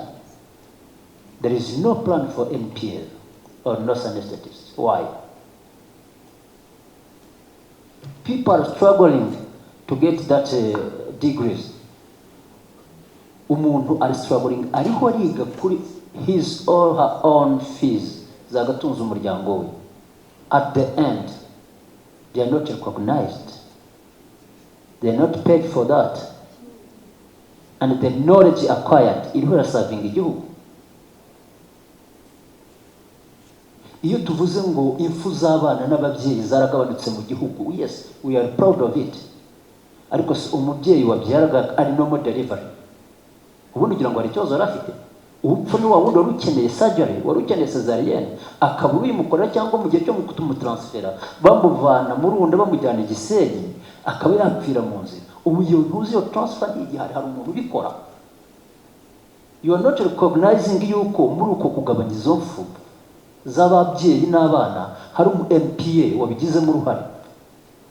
Yabigizemo uruhare kuko yanivoye ibyo yagiye kwiga nibyo biriho bihelping akakanya. Iyo aza kuba atabishoboye akaba yatransfeye wamura akava mu nzira.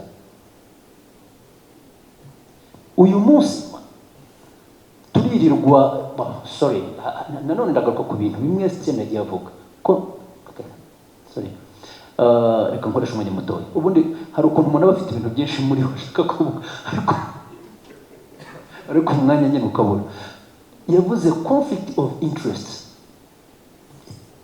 yavuze bya bintu by'Senene numva namukomera amashyi. We are fighting with anesthesiologists. Why are we fighting?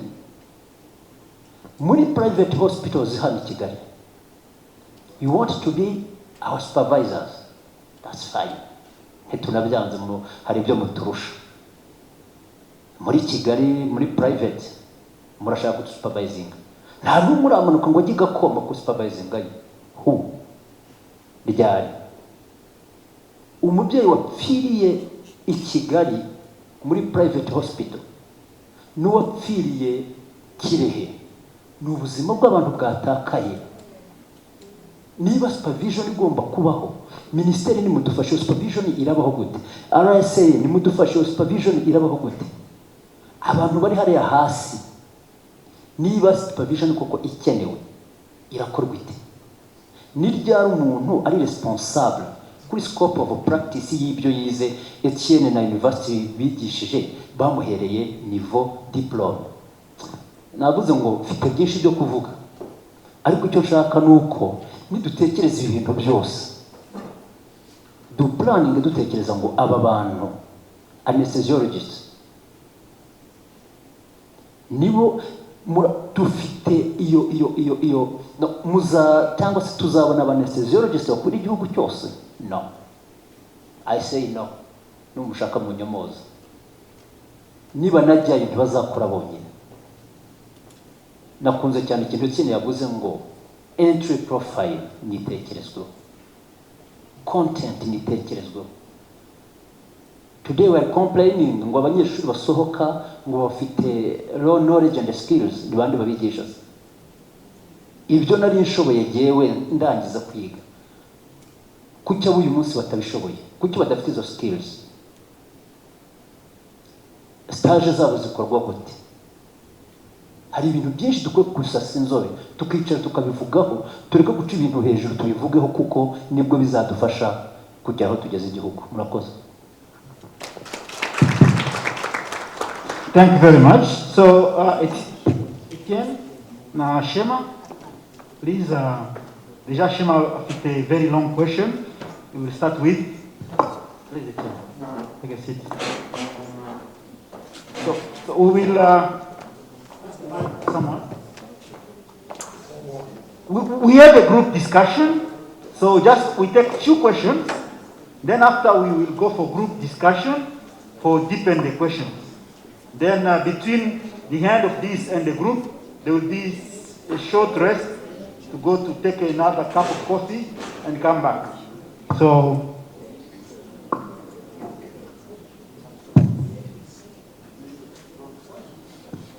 maybe Shema Joseph can start answering question from.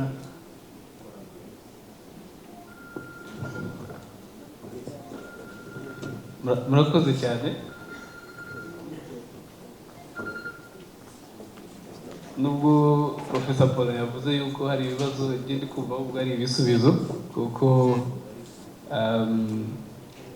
icyambere nashimye ko twaganiriye neza kandi tugikomeje kuganira, kuko nicyo cyaduteranije hano kugira ngo dushobore gusapotinga iyi event, nuko bituri ku mutima. Ndibuka tumaze kugira inama ebyiri na Minister of State muri Minisiteri y'Ubuzima ku ba anesthesist. So mumbabarire wenda sindi buze gushobora gukoresha terme neza, ariko iyo uvuga anesthesist ngemba numva ari abari mu mwuga wose wo gutera ikinya, tudatandukanije abaganga nabo. Ubu natangiye gutinya kwita NPA kubera presentation numvise, kugira ngo tutabitiranya n'abapfumu. Bavuze ko abatari non-medical bose ushobora kubasanga mu myuga yose. So ni byiza ko tugira ibiganiro byiza, ni byiza yuko dushira hamwe, ni byiza yuko ikibazo kiturimo ni ikibazo tubona atari twe kireba, wenda kireba inzego za Minisiteri y'Ubuzima, kuko iyo bitaganiriwe n'ubundi biheraho. Ariko ni byiza ko tugira forum nk'iyi. Nizere ko hano muri sale ntabwo twashoboye kwibwirana, ariko nizere ko harimo abo twita NPs, abo twita abaganga, abasipesialiste n'abasubspecialist bose bari hano. Murabizi neza ko sindi bisubiremo, ariko nkunda kwirefera kuri strategy. Imyaka yabaye myinshi aho focus yari ku baganga gusa, ariko kuba focus yari ku baganga, ikintu cyose kigeraho gihera. Muri HRH program nayoboye imyaka myinshi, focus yari ku baganga, ariko ibyo byaterwaga n'uko grant uko yari imeze n'amafaranga n'umuterankunga yavugaga abaganga. Ibyabujije Minisiteri gukomeza inshingano zayo zo gushyigikira izindi profession. Nibyanabujije Minisiteri kuba tugenda dushakisha funds hirya no hino kugira ngo twongereho abanasi, abadentiste n'abandi. Professor Paul aze kumvuguruza, ariko icyo kibazo tunategura strategy nakundaga kukimubaza. Ese ko mperutse kujya gusura kujya ku mudentiste bakanera ikinya, uruhare ugira mu kwigisha abadentiste gutera ikinya n'uruhi? Ese twese ko turi muri College of Medicine and Health Sciences, imikoranire hagati y'abaforomo n'abaganga n'abadentiste ni iyihe? Icyo kintu twakomeje kukijyaho ibiganiro byinshi kugira ngo turebe uburyo twashigikira ubufatanye. N'ubu icyo kibazo ntabwo ndabo kibonera igisubizo, ntakongera nkakibaza. Ese noneho NPS bari hano, uruhare mufite yo kwigisha abadentiste gutera ikinya ni uruhe? Kuko abadentiste bose batera ikinya, ariko ntabwo nzi ninde wigisha abadentiste gutera ikinya. ni abadantiste cyangwa ni abanestesiste. Icyo ni ikibazo nshaka gutangaho urugero, ariko ni byinshi kuko twagiye tunabaza abigisha, ese abapediatre bigisha muri nursing pediatric, ese critical care abaganga bari muri intensivist, aba emergency medicine doctors, ese bigisha muri abanasi twigisha muri critical care. At the end dusanga izo cadre zose z'aba health professions bakora ku murwayi, bagakora ku murwayi, bagakorana neza, ariko yarangira aho bigira ugasanga ni turi gukorana, kandi mu by'ukuri ingufu turazifite. Aha rero nashaka no kuvuguruza kivuga yuko tutazagera ku mubare dushaka. Umubare dushaka ni ngombwa ko tuzawugeraho, ntabwo tuzawugeraho nidukomeza iyi mikoranire nakwita mibi, reka mbivuge gutyo, dufite uyu munsi.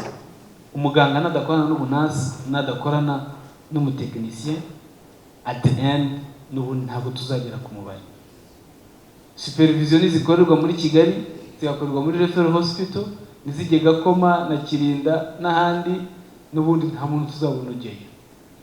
Akenshi murabizi ko no muri challenge nini dufite yo kuba tudafite abaganga cyangwa se abaforomo, health professionals muri rusange muri sector. Akenshi musanga ko n'igiturage cyangwa se ibitaro biri muri remote area tudakunze kubona abajyayo. Kudakunda kubona abajyayo biri muri kategori nyinshi. Nizo supervision tuvuga, umuntu ntabwo yafata risk yo kujya azi ko atazabona professor, atazabona doctor uza gusupervising, ntashake gufata izo risk. Umuntu ntabwo azajyayo azi neza yuko level mfite uyu munsi nashoboye kwirihira ibyo nakoze byose, nashoboye kugira bachelor degree, birarangiye. Kwa muri nemera kugira Gakoma, sinzajya n'amahirwe yo kuba nakwa applyinga mu bitaro biri i Kigali cyangwa kwitera ikiraka mu ma private, kuko ntabona imbere ye hazaza, akabona yuko nize ndarangije. Twajya mu baganga twumva yuko umuganga yarangije ari umugeneraliste, akora imyaka 2, akazajya muri specialisation imyaka 4 cyangwa 5, nyuma specialisation ubu tutangiye kuvuga fellowship zarangira akajyaho noneho senior lecturer, akaba associate professor, professor Paulin uko tumubona hano, ariko twagera kuba abo twita aba technicians cyangwa se abanasi n'izindi professions, batekereza iterambere ryabo bakaribura, akavuga ati reka mbe ncuruza i Kigali, nimbona Karaka nzagatera, nibampamagara Faisal nzajyayo. Strategy rero ntabwo yarebye ku baganga gusa. Strategy twafashe priorite, kandi mwarabibonye yuko mwese mwari mutumiwe. Twakoze consultation nyinshi cyane ku buryo byasabaga n'aho tujya gusaba imiryango itegamiye kuri leta n'abukuza n'abahagarariye abaturage batumva na strategy, bikaba ngombwa ko tuyibasobanurira kugira ngo baduhe ibitekerezo, kuko n'ubundi nibo tuzaba. Strategy rero nongera kubashishikaza kugira ngo tuyisome. Bamwe benshi twayikoranyeho, ariko abatarayisoma ni ngombwa ko tuyisoma. Irimo byose, irimo byinshi, irimo uruhare minisiteri yifuza gushiramo. Uyu munsi, buri munsi iyo mbyuka, iyo minisiteri nta kindi dutekereza. HRH n'impamvu yashiriyeho si ikindi, nuko tugomba kwita ku iterambere y'abaganga, abaforomo n'abakora mu umwuga wa kiganga bose. Buri munsi nta handi dukorera, ni kuri College of Medicine and Health Sciences. Gukora kuri School of Medicine and Health Sciences si ikindi, nuko tureba imyuga yose n'ubufatanye bwayo. Iyo ndebye rero ku byo twagiye tuganira byinshi, ibiganiro byatanzwe, numvishamo ikintu cyankoze ku mutima cyane cyitwa insurance cyangwa se liability insurance. Ikiganiro nakigiyemo hashize igihe twaratangiye kukiganiraho, kandi kuko no muri ari hari imigenzereze myiza twagiye twiga mu gihe twazanaga abaganga ndetse n'abandi bakora muri sante twagiye tuzana muri porogaramu. Hari byinshi twize muri ibyo ngibyo, harimo icyitwa malpractice insurance. Icyo rero ikiganiro cyaratangiye, ahubwo icyo nzakora ni ukongera gusaba ko gisubukurwa mu kijyanye na malpractice insurance, ariyo dogiteri yavuze hano, rehabilitation insurance, kureba izo insurance ese abaganga bavura, abaganga babaga, abaganga batera ikinya, ari insurance yabagenera, kuko akenshi bari abaganga baza kuvura inaha biri mu bisabwa kugira ngo baze, harimo malpractice insurance. Filter yo turabasaba mwese muri hano, filter tuyikaze, ahubwo kakayunguruzo twavuze kari kanini tugerageze noneho kukagera gatoya gashoboka, tukagere gashoboka ariko ntitushiremo ifu nkeya. Tugomba gukoma urusyo tukakoma n'ingasire, tugabanye imyenge y'akayunguruzo ariko dushiremo ifu nyinshi kugira ngo byibuze n'abavamo bose bataba inshenga ngo zigume hejuru tuzisubize mu isekuru, ahubwo byaba byiza dushoboye kuyungurura ifu nyinshi kandi ikavamo inoze. Kugira ngo rero inoge birasaba uruhare rwanyu, ubufatanye mbere na mbere. Umuganga ntiyumve ko ari umuganga, ahubwo sinumva conflict ahantu ituruka, kandi iyo tugeze kwa muganga twese tubita abaganga. Niyo tugeze kuvurwa nitumenya ko batandukanye mu by'ukuri. Ejo bundi nari mu byibazaho kuko nagize iyo experience, nanjye narasinzirijwe menya akamaro kanyu, ariko nari nsanzwe nkazi, ariko sinashobora gutandukanya umuganga ninde, uwo bita non anesthesia, non medical NP, sinashobora kumenya umunasi ninde. Nabonaga umwe anyura hano, undi anyura hirya, undi agaruka, undi ambaza, undi ansinziriza, undi ankangura, sinashobora kubatandukanya. Uko rero tutabatandukanya twebwe abarwayi, uko tutabatandukanya kwa muganga, ni nako namwe mwari mukwiye kutitandukanya mu gihe muri kwigisha.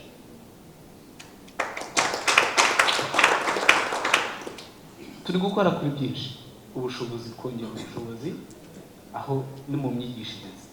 Ntabwo nirirwa mbisubiramo ko ni byinshi, niyo mpamvu mbashishikariza kwiga gusoma strategy, kuko imyigishirize, abarimu babigisha, iterambere ry'abarimu bigisha, iterambere ry'aho mwigira, kuko naryo ni ikibazo dufite. Ntabwo nyobeye ko hakiri za asbestos hariya hakurya i Remera.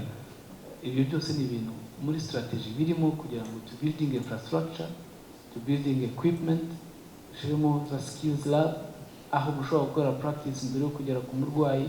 Ibyo byose ni ibintu dushigikiye, ni ibintu biri muri strategy, ni ibintu tumobiliza kugira ngo tubone ubushobozi bwo kubikora. Kuri motivation nacyo, motivation ya mbere nubwo tubyita incentive cyangwa se monetary incentive, kubwanjye nakoze muri scheme ya incentive, nayo PBF imyaka myinshi, ariko muri experience nagize nta na rimwe, nubwo twongeraga imishahara tukongera PBF tugashakisha inkunga, nta na rimwe tugeze gukemura ikibazo cya retention. It was a partial retention. Retention ya mbere rero twize muri strategy dufatanije namwe mwese, yari kugira ngo creating a career path. Umuntu nabona ko niyo ntava muri segonderi akamenya yuko nahitamo umwuga w'ubuanestesist, dore aho ashobora kugera, akanayibonaho urugero. Nari hafi kubaza Dr. Etienne, mbeho wabigenje ute? Ubwo twagendera ku rugero. Ikindi twakabaza Paulin uri hano, prof wabigenje ute bwa ngo professor, ko ari benshi mwatangiranye twatwumva ko kwita professor, wowe wabigenje waciye hehe? Ibyo ni ibintu byose dukeneye kugira ngo umuntu winjiye mu mwuga amenye ni hehe agana, azagera kuki, kuko arufitemo uruhare rwinshi na leta ikagiramo urundi. Nagiremo uruhare cyangwa ubushake bwo gushaka kugerayo, ariko usange infrastructure cyangwa career path itarabaye, itaraganiriwe cyangwa itarashizwe ku murongo. Akaba ari ikintu twifuza rero kugira ngo turakomeza tuganire. Sinshaka kwiyarira ijambo, ibyo nakavuze ni byinshi, ariko icyo kintu gijaje ishinga minisiteri kugira ngo Minister of State ahaguruke ateranye inama ebyiri n'iyi ya gatatu irimo, nayo numva twabyita gutyo, ariko yari kugira ngo tuganire kuri iki kibazo. Itagetse turayigeraho dute, ese abahariho tubakoresha dute. Yasabye no gukora mapping, iyo ni exercise yakozwe. Ibyo ni ukugira ngo twicare noneho turebe les anesthésistes baragera ku baturage bose dukeneye kuvura mu bitaro gute, turabagumishayo gute, supervision irakorwa gute, incentive niba ari icyo kibazo tukigeho gute. Muracyari bake, murakenewe cyane. There is minor surgery, there is no minor anesthesia. So ibyo tukaba tubishigikiye, turakomeza ibiganiro mu matsinda. Sinihereza ijambo, murakoze. Thank you very much, Shema, kuri ijambo ryiza waduhaye. Just to remind you that tomorrow, if you check on the agenda, tomorrow we have 3 panels. Panel ya mbere iriho Minister of Health. We will talk about standard, scope, and liability insurance in anesthesia. So, not only himself, as an clinical head of department, Corneille. So, thank you, Shema, for having in short talk about it. That tomorrow we'll go in detail about those problems. We will bring surgeons and gynecologists on the panel. Dr. Ngoga Yemekuza, Dr. Musi Yemekuza. Then Alexi will be on the panel. This time not to ask question, but to answer question. Ejo. To Chicharana Alexi Kuri panel. So please prepare a question for tomorrow. The second panel tomorrow will be about capacity building, where the principal, Dr. Kaguiza, Prof. Kaguiza, will be also on the panel to answer questions about education. John Mugarura and the other HODs will be on the panel. The last panel on the night will be about task sharing, na teamwork in anesthesia and nursing. So we'll have all head of councils create panel. Today we have milestones to achieve. We have some key KPI by the way we have to submit. So let us stick on education, on teaching, new programs, essay to Kenena anesthetist, essay our NPA to fit the essay to Kene kuongera wiki, essay Mikute, Alexi, yarangizaga kaitawona kazi. Uyu munsi munatisiga yarangiza. We say, no, not yet. We need another year of internship, whatever. What did we miss and how to catch it up? So please, maybe one more questions before we move to the group discussion.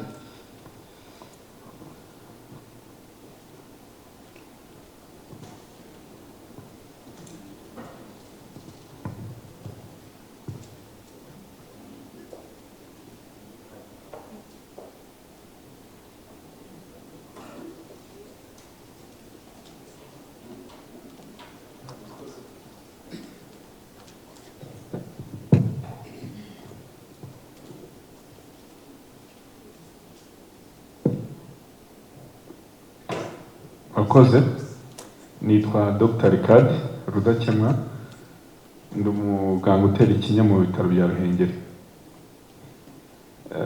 Ikibazo mfite ni nzi niba nakita ikibazo ariko ni igitekerezo wenda muri HRH baraza kudufasha. Muvuze ku kintu Dr. Nsereko yavuze ariko bivuga muri joke, ariko ni wisdom y'abantu bakuru umuntu akabyumva neza kurutaho. Bo akayunguruzo nahoze nibaza ngo akayunguruzo dushaka kunyuza mu abanyeshuri nitugakomeza hari icyo dusabwa kugira ngo tubone ifu nyinshi. Turasabwa abantu babaye mu cyaro gusekura, ugasekura kabisa, ugasekura kugeza ubwo abyo ugiye kuyungurura nabyo bisa n'ifu. Sinzira mu cyumba kagendere muri uwo murongo. Turasabwa iki rero? Ntekereza turi kwibaza ngo baganga ni bande bari kwigisha, ariko turamutse dutekereje tugahuriza hamwe imbaraga asanga twababona, ariko usanga nta coordination irimo. Ibyo nimba HR cyadufasha. Njya kwigisha ndi umuvolontaire, nta muntu ujya umpemba, karubira nkoresha nta recognition njya mbona. Bikora nk'umuntu ujya kwigisha abantu bazamvura cyangwa bazavura mwene wacu, niko nyabikora. Njya abantu ntabwo nyabikora kubera yuko numva hari umuntu uzampemba, ariko ntekereza yuko nshaka mbitekereza ku giti cyanjye. Iyo ni initiative ngira, nkajya kwigisha, ariko nigisha wenda muri post graduate. Ariko se ni gute abaganga bashobora kuba involved mu kwigisha NPS kandi bikaba ibintu biri recognized, atari kuvuga atari igipindi. Kandi igihe nanjye bamubise igipindi kikamfata, Dr. Françoise na kantera igipindi kikamfata, nkajya kwigisha post graduate, nkajya gukoresha ibizami, we n'igipindi bakintera ikindi gihe ntikimfata, cyangwa se mugenzi wanjye ntikimufata. Ariko ntekereza ko ari ikintu HR yagombye gutegura, tugakomeza tugakora timu, tugafasha bagenzi abandi bari hasi yacu, ku buryo twagira team strong mu kwigisha ndetse no kubaza n'izo evaluation tukaziba involved muri zo, ku buryo abanyeshuri twagira abakozi benshi mu gihugu, ariko natwe twabigizemo uruhare. Ntabwo ntekereza ko tugikeneye abanyamahanga cyane, turabakeneye somehow, ariko hari aho baratuzamuye, baradufashe batuzamura, ariko hari aho natwe twari tugeze twagombye kuba involved. Ahubwo HRH mwe mubikora gute kugira ngo mukore iyo coordination? Nuvuga mwe kuguma muri minisante, education nayo imere nk'iri apart, byose bikoze igihugu kimwe cyangwa se bikoze system imwe. Mudufashe ku buryo habaho coordination, uwo muntu akaba recognized yuko nubwo yagiye wenda mbizi, ntabwo nabyita umuvolontaire, ariko agiye kubikora. Ikindi, abantu bari mu bitaro, ntekereza yuko umuntu uri mu bitaro yigishije ikintu, we azi na challenges ahura nazo, byoroha. Ibintu byo kuvura ni byiza kubivuga nk'ibyo mu bitabo, ariko biba kuri terrain ibyo uhura nabyo sometimes hari igihe ubona n'uburyo wirwanaho kugira ngo uve muri iyo challenge uhuye nayo. Umuntu wo mu bitaro afite experience cyane, akwiye kwisharinga rero n'ababandi bari kwiga. Numva rero hakwiye kuba coordination. Murakoze.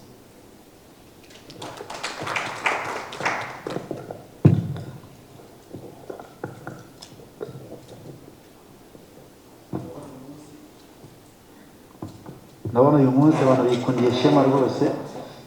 It's not easy to have him, so we have him today and tomorrow. Let us give him the floor. Murakoze, nitwa Felicien Rutagarama, nterikinya mu bitaro bya Kanombe, Rwanda Military Hospital. Nkibona invitation yo kuza mu inama, narabyishimiye cyane kuko nasanze ari inama, ari conference ishobora kugirwamo ibintu byiza byatuma umwuga wacu ubasha gutera imbere. Dr. Etienne Nseko hari umugani yaciye mu kanya wamfashije kugaruka ku kintu cyitwa teamwork. Yenda ntekereza ko iza kugira umwanya wayo, ariko abafite igitekerezo mbere yuko iyo teamwork twayigeraho, ngira ngo iki gitekerezo abantu baba bagitekerezaho. Yavuze ati, ndavuga ibyo yavuze, arambabarira ko ngiye kubisubiramo, ngo iyo umuyaga taraza inkoko yibeshya amabuno. Ni umugani ushobora kuba ufite ikintu usobanuye cyiza, ko umuyobozi Shema yatubwiye ko icyita rusange dufite, turi anesthesia providers, kuvuga ngo twese dutahiriza umugozi umwe, twese dutanga ikinya mu buryo bwo kuzuzanya, uko abantu bagenda barushanya ubushobozi, kandi byose ni mu nyungu z'umuturage tuvura. Teamwork rero ngira ngo nigire icyo nyitangaho nk'igitekerezo. kuko muri objectives nabonye tuzigaho mu inama, hari objective ya gatatu ivuga ko hazabaho launching ya scope of practice standards and policy of standard of practice. Iyo scope izaba launched, ndashaka kugira ngo msobanuze cyane cyane icyo ndakibaza Professor Banguti, ko nagize amahirwe yo gutumirwa mu nama yo gutanga ibitekerezo kuri iyo scope, kuko hariyo twari dusanganywe twakoreragaho, ariko mu bitekerezo twatanze icyo gihe naje kubona ibisobanuro bivuga ko n'ubundi iyo scope ibitekerezo twayitanzemo bitigeze biba organized, kandi ibitekerezo twari twumvikanyeho ni ibintu mu iyo nama nari ndimo ababishinzwe batubwira ko dukwiye gutanga ibitekerezo kugira ngo umunsi yabaye launched twese tuzabe tuyibonamo. Unfortunately ntabwo ibitekerezo byacu byatambutse, so kejo hazabaho iyo launching iyo scope of practice. Ndibaza ntizaba isimbuye twari dusanzwe dukoreraho, ese ko ibitekerezo twayitanzemo bitabaye considered, iyo timu wakubwo ihagaze iti? Murakoze.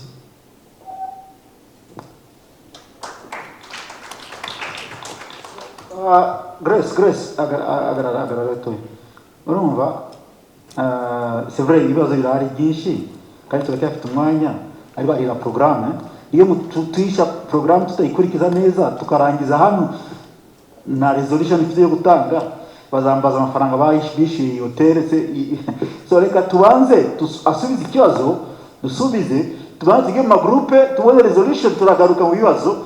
Ndi kurebera kuri resolution ngomba gutanga kuri HRH 16h30. So kuri ngewe ni ikintu gikomeye ngo tugomba gutanga kuri HRH. So ibibazo biraza, ariko reka tubanze dusubize ibi ngibi tujye muri groupe, kuko groupe izaduha ibintu byinshi cyane tuheraho kugira ngo dukomeze plénière.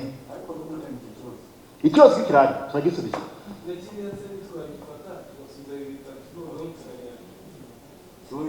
Niba mbuze mw'isaha y'imwe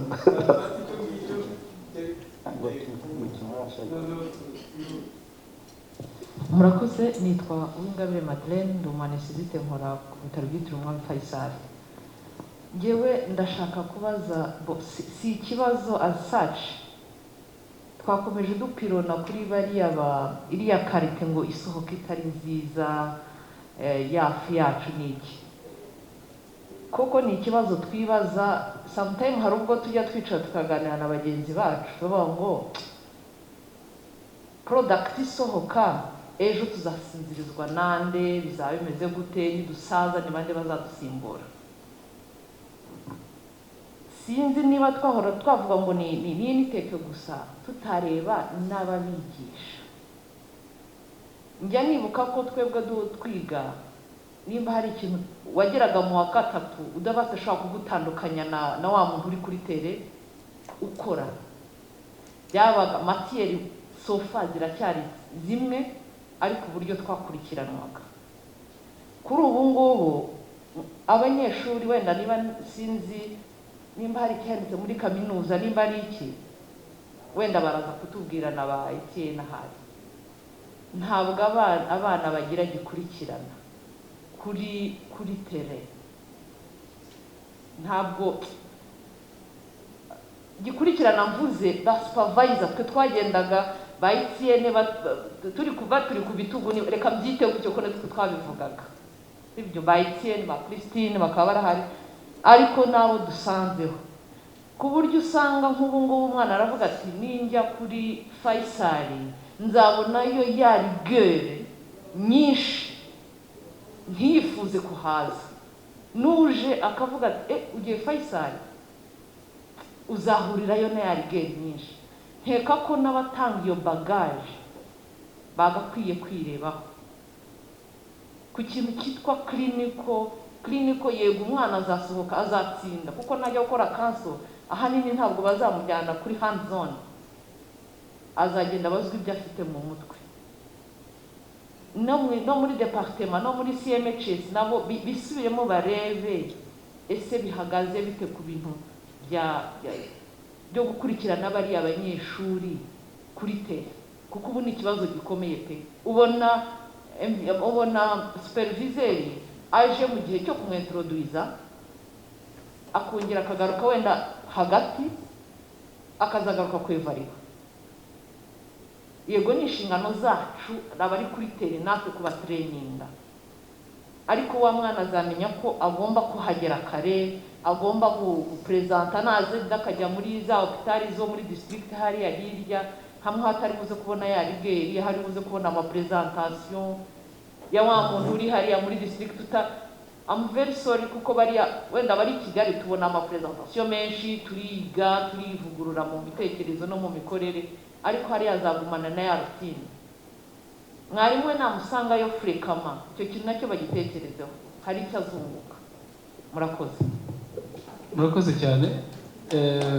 Reka dusubirire ibibazo bikeya, reka mbere kuri icyo narakibagirwa kandi mbibera akabanga. Hari ikintu turi kwigaho n'ubundi muri cyavuzwe muri strategy. Ese iyo Dr. Etienne arangije kwigisha agasanga agasanga Felicien kuri site twitwa ko ari teaching site, twitwa ko ari ibitaro biri kuri top, tujyanayo abantu bigisha baba specialiste n'abasu specialiste, uruhare rwa Etienne ni uruhe? Ese kuki uyu munsi dufite abo anesthesiste, dufite abo banase baturuka i Cyangugu bakaza gufasha Etienne, mu gihe dufite Felicien ari i Kigali, ari hafi ya college, afite n'abo banyeshuri, ataba afiteho uruhare cyangwa atabashiraho iyo rigeri yabonye ari mu ishuri? Icyo ni ikibazo kiri kwigaho, ntabwo turakibonera umuti, ariko mu byo duteganya harimo no kuba abifuza gukomeza iyo rigeri aba ari bo bazasigara aho twifuza ko aba rigeri. Icyo nacyo kiri mu bisubizo nako nashaka gukomozaho mbere y'uko Dr. Etienne agira icyo abivugaho. Icyo twifuza ni bwa bufatanye n'ubundi, nongere nkigarukeho. Ntabwo bishoboka ko Dr. Etienne yaba afite cohort utari kwigisha, narangiza kwigisha yambara itaburiya ajye mu bitaro ajye gutera ikinya. Biragoye kubera ko i Kanombe se baba baramwemerera. Icyo ni icya mbere. Icya kabiri se aranenga iki abari i Kanombe kandi basanzwe bari kubikora? Icyo ni ikintu tugomba nshaka kubashishikariza. Tumazeho iminsi na Dr. Liz na Dr. Françoise na Professor Paulin, nanjye maze kuba umu NPA kubera kubihoramo. Ni ukuvuga ngo nicyo twahereye kubera ko ni priorite des anesthésistes. Ikindi nacyo muracyari bake, ni ukuvuga ngo kubagenderaho dushaka gupropaja the best practice ku zindi professions bizatworohera. Iyo rigeri nikomeze, mwebwe muri mu masite mwigisha, mwebwe muri mu bitaro byigisha, mwebwe mubona abo banyeshuri baje kwiga badafite rigeri nk'iyanyu, mufite uruhare rukomeye rwo kugira ngo abantu bumve yuko ibyo bari gukora mu ishuri iyo tugeze kuri practice n'ibindi, rigeri noneho irusha mu kuba inshuro 10, kuko noneho muri gukorana n'umurwayi bamuhaye teori, ariko tugira pratique n'umurwayi n'umusinziriza nabi araguma mu kinya. Ku kintu kiri muri strategy, among the pillar strategy harimo ikintu cyitwa robust planning. Niba tudafite planning biragoye ibyo dukora byose. Ubwo ndasubiza ikibazo cyabajwe na Dr. ambaza uburyo tubicoordinatinga dute. Ni parameter ikomeye cyane kuko ubu byose turabifite, twarabihawe. Kaminuza irahari, ni isekuru nziza, umuhino urahari, ni HRH, ifu irahari, harabura abasekura n'abayungurura. abayugurura n'abasekura ni twebwe turi hano, ni mwebwe muri ku bitaro, ni mwebwe muri kuri kaminuza, ni mwebwe barimu, ni mwebwe mwanyuze mufite gukora uwo mwuga. Ikintu cyitwa planning rero ni ikintu turi gukoraho cyane, kubera yuko turabizi ko hari abantu benshi bafite uruhare mu kwigisha, ariko urwo ruhare ntabwo turuzi, ntabwo rumenyekana. Urwo ruhare niruhabwa facilitation, urwo ruhare niruhabwa umwanya, tubyite gutyo. Ibyo rero ni ibintu turi kwigaho, kuko tuzi neza yuko abantu bifuza kwigisha ari benshi. Mwese muri abarimu, reka mbereho experience mufite, igihe mwigiye na rigeri yari ihari, case mumaze guhura nazo muri abarimu beza. Icyo twifuza ni iki? Planning turi gukora no kugira ngo dufacilitating, ni ukureba ese muri uyu mwaka anesthesia turi iki, dukeneye iki. Mu gukora iyo short assessment mu ba anesthesiste twasanze ahubwo abo tuzakenera hanze ari bakeya. Abo tuzakenera hanze bazaza ni abazaza kumentaringa kugira ngo maintaining the quality, kugira ngo dufate abacu tubajyane hanze barebe ibikorerwayo, bategura gute umurwayi, bagira iyo best practice. Ariko the knowledge turayifite, diplome zirahari, qualification zirahari. Ahubwo natangajwe no kubona izo za subspecialties nyinshi tuzifite. Harabura iki rero? Ni organization, ni planning, ni facilitation.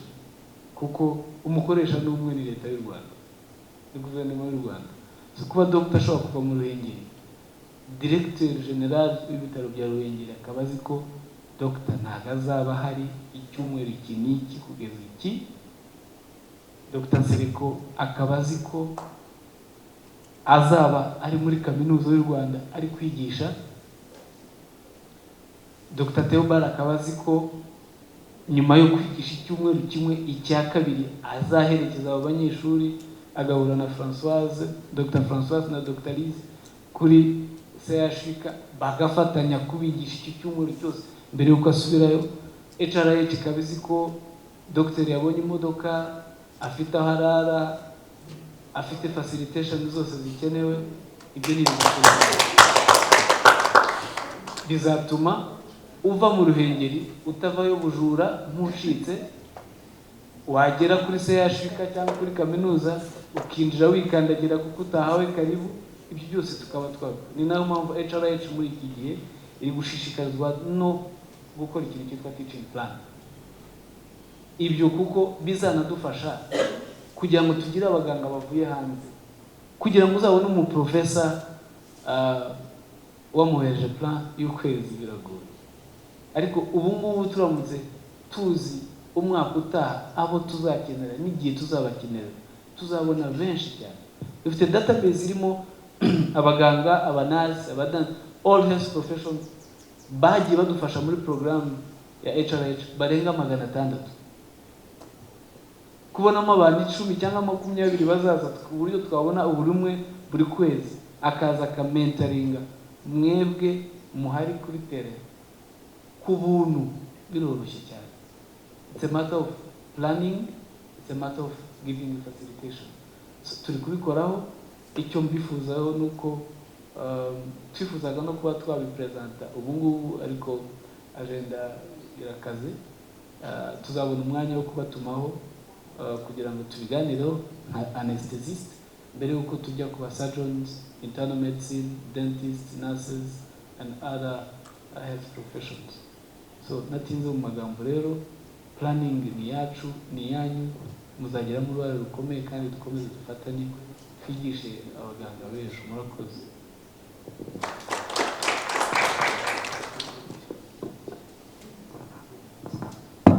Murakoze kumpa ijambo. Harya kuyikura bere. Okay. Jewe rero mvuga muri restoration uzajya wumva hari icyo mvuze atasobanukiwe ajye mbwira ngisubiremo. Thermometer murayizi? Murayizi mwese thermometer? Thermostat murayizi? Murayizi? Thermostat ikora iki?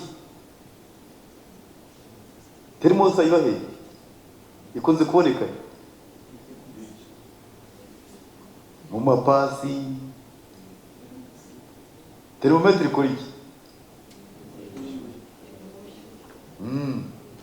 ariko hari abantu barimo batumva igifaransa na gakeya reka mvuge mu gifaransa sha turashaka uburyo tubishyira no mu cyongereza cyangwa mu kinyarwanda umva le monde est plein de thermomètres mais moins de thermostats.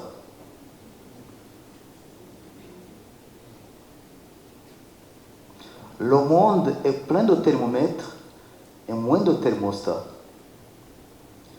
Isi yuzemo ibipimo biri kodinga ubushyuhe ariko ibishyira ku rugero ni bikeya. Munyemerere wowe wicaye aha ngaha wumva uri thermometre cyangwa uri thermostat? Ushaka kuba iki muri sosiyete ya Anesthesia? Ushaka kuba thermometre cyangwa thermostat?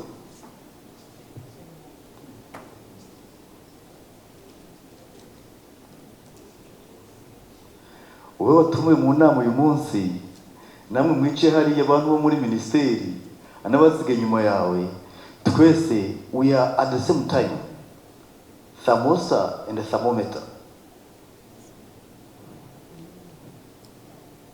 Ntabwo dushinzwe kumva ibibazo gusa, dushinzwe no kubikemura, si ibyo?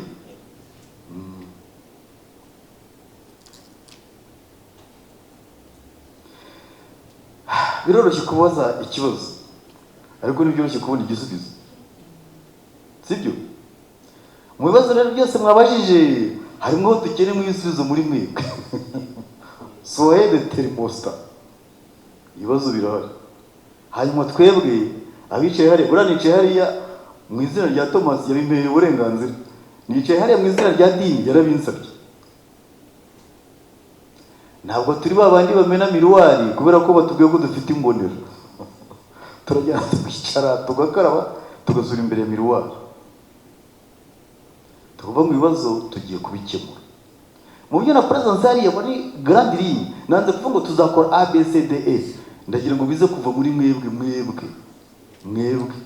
Murumva twabigenza gute kugira ngo mubyoninge hanyuma umenye na role yayo. Nibwo tuzabikora tukabyita ibyacu. Kanaka yabaze bikava, kanaka yigishije bikava, hanyuma bikaba bya bindi twise teamwork. Nakunze Pauline ndashaka rwose munshimire ni navuga titre mu mbabarire washoboye kudutumira twese ngo duhurire aha ngaha. Ibi bintu ntabwo bikunda kubaho, kandi kimwe mu biteza gushyamirana nuko bamwe bajya kwicara mu nama nk'izi ngizi abandi bagasigara ku kazi.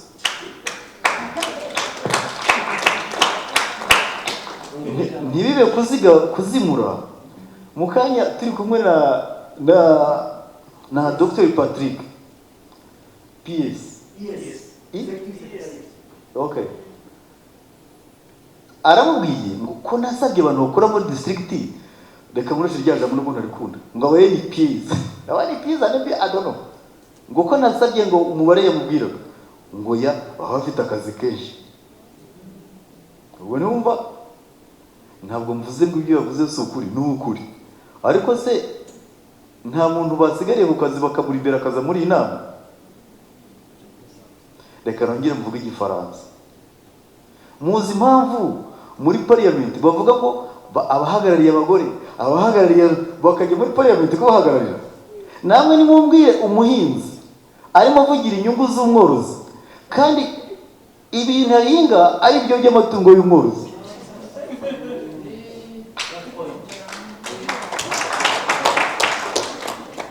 Mujye mubahamagara baze bumve bari valued ko nabo hari contribution batanga.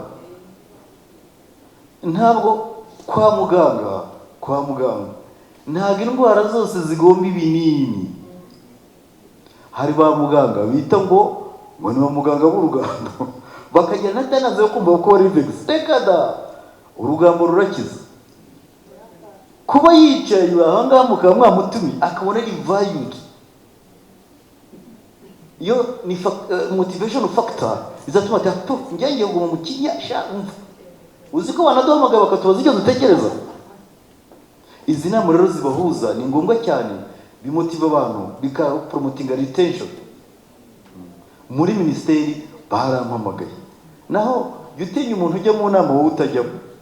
Donc bafata umuhinzi agiye kuvugira aborozi, umuhinzi azavuga ngo iki, ngo ntizigasohoke mu nzu ziranyonera. hanyuma umworozi azavuga ngo iki, nizihera mu nzu zizarya iki. Bishatse kuvuga ko nubwo turi muri in the same body, the small interests can generate a conflict, bigger conflicts, unnecessary conflicts. Nkamwe rero ku rwego muriho mutarinze mutanga ibinini byitwa amafaranga, niyo mwakorganiza workshop, umuntu akaza akavuga ati jyewe naraje mvuga ukuntu dutera ikinya hariya mu cyaro, ashobora kuba nta kintu gishyashya ari buvuge, ariko hari abantu bamuteze amatwi, umutima we uraruhuka. Icyo kintu kirakenewe. Ngiye kuvuga ku kintu, ku kibazo batambajije kijyanye na scope of practice. Umva sha, nimba itabasha n'ugira ngo ndabasuzuguye, ndabwira abaganga nimwumva icyo tubatekerezaho. Muturira mu mibare guterera ka ngubwiye, ubu nimo kuvugira abantu benshi twa tuntu baba bafite batababwira, ariko bashaka baturira mu mibare. Muri scope of practice banditsemo ngo consultation ya anesthesie izajya ikorwa n'umuganga gusa. Intare teke ikavuga ngo geste yakozwe n'umwanesthesist, anesthetist ubu niwe mvuga, ni accountable wayiteye. Donc abatibi bari guturira mu mibare, niba bakora consultation ya anesthesie bazabihemberwa. Hanyuma ngenze kuryozwa complications zo kubaho, ubwo conflit iratangiye. Na anesthesiologist ya uri muri rural area nawe yatekenya abantu consulta ariko not consultant. Reka tubanze tugume muri mu muntu uze kumva implication y'ako kantu, ukuntu kagiye gutera conflit ubwo. Hanyuma urebye statement ukuntu yanditse, uravuze ngo uzasya mvome nujya gushigisha uhungi. Ntabwo nagiye mbyemeye, nicyo mfite uvuze. Ariko hari ikintu babwiye cya liability insurance. Umuyaga nuhuha ya muhono y'inkuko avuyeho azakwigari akubwira ngo icyo nakoze ni implementation of medical prescription. Imbere y'amategeko kanya ahisaba akite, kuko yashyize mu bikorwa amabwiriza. Izo document deje ni conflit dès le départ. Ni byiza mu mbabare mushimire pole wazanye abantu bamwe, ni byiza ko muzajya mwicara mukaganira. Hari uburyo bwo kubyandika neza mu nyungu zanyu mwembi, byashoboka rwose mukabana neza, ya teamwork ikemera. Iyo abantu badakorera mu matsinda bajya hehe, bakorera muki mu dutsiko. Hanyuma araza agatsiko ni iki, nakashaga. Bya bintu dushaka kugeraho ntabwo twabigeraho, kandi twabikosora byakwemera, byakwemera binyuze hehe mu kwicara gutya buri muntu akavuga. Hari ukumva hakaba no kumvirana. Hari umuntu ngiye nshobora kukumva nabi ibintu wavuze atari byo ushatse kuvuga, ariko ko twicaranye ariko buri washatse kuvuga iki. Abantu batinya ikintu cyitwa kwitwa imbwa. Iyo umuntu akwise imbwa bigenda gute? Umva usuzuguritse. Ndashaka ko mu mutima wanyu maze muza kwibaza, ni kangahe bakwise wakibwa we ukumva urashaka ko babisubiramo? Ni kangahe? Ntabwo nshaka igisubizo. Ni kenshi iyo wicaranye na girlfriend akatatu wakibwa umva wowe yabisubiramo. It's a challenging, it's a change the meaning. So icyo ushaka kuvuga gifatwa nabi bitewe na context. Uwanditse ibyo bintu hari ikintu yashaka gukemura mu ntege amatwi. Consultation hari background sawa, ariko rutangira kwitiranya na intérêt économique ukarimo kumpeza. Urumva bavuga ngo iki mu Kinyarwanda, bakanwa karya nikaguhe. Ntabwo dushaka kugera aho ngaho, tujye twicara tuganire ibintu bikemuka mu mahoro, sibyo? Bizemera iyi ni etape ya mbere. Bizemera ndabizi neza. Iyi ni etape ya mbere, kubona mwicaranye ngaha mukaganira. Tube ba thermometre na ba thermostat, tube amatwi ya bagenzi bacu, twibuke ko turi insanane zagomba kuryanira mu icupa, kuko umunsi byageze bigera muri complication bagiye kudufunga bazadutwara twembi.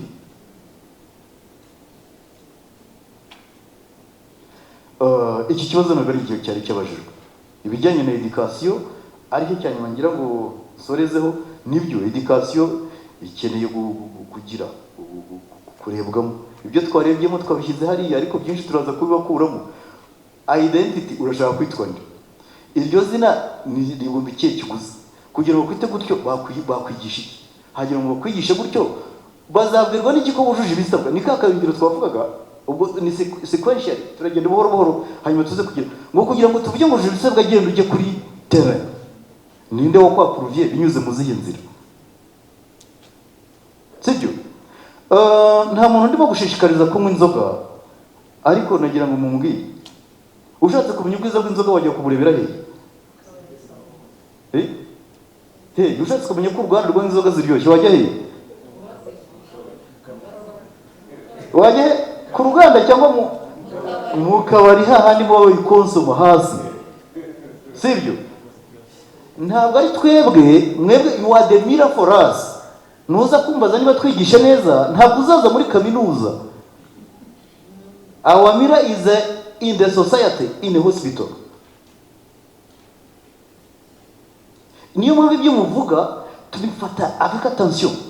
Ibyo media zivuga, ikibazo cyayo cyo mfa nabo ni kimwe. Bavuga bapfuye gusa ntibajye bavuga bakize. Bigatuma ikinya bagifata nkaho ibintu byacitse, nta muntu ujya mu kinya ngo abyuka. Icyo nicyo mfa nabo. Ariko ibyo bavuga niba ari ukuri, nta kintu tujye dusubiza inyuma. Turagifata, ariko buriya ni uruhe ruhare rwanjye muri insida yabaye? Sibyo? Ushaka kumenya ubwiza bw'inzoga ajya mu bazinywa, ntabwo ajya ku ruganda. Nuza kumbaza nzakwereka karikiramu zanditse neza, implementation yazo ze ngewe. Ariko nushaka kumenya mu by'ukuri uko rwa ruganda rwenga neza inzoga, jya mu banywi urebe. Uzinywa agatunuka amaso, uzinywa akaberwa hataha, nuzinywa agasinzira akabona ibyishimo yashakaga. Sibyo?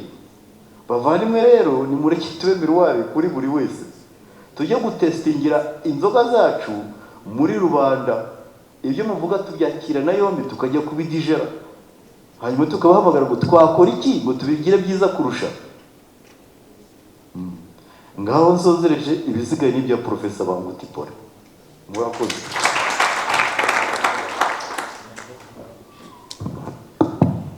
À ce que Makuza a dit, on n'ajoute rien. Nyuma ya Shema na nyuma ya Etienne nigise nakongera. So just one question kuri afande Félicien. Ngira ngo c'est très rare que tubonana.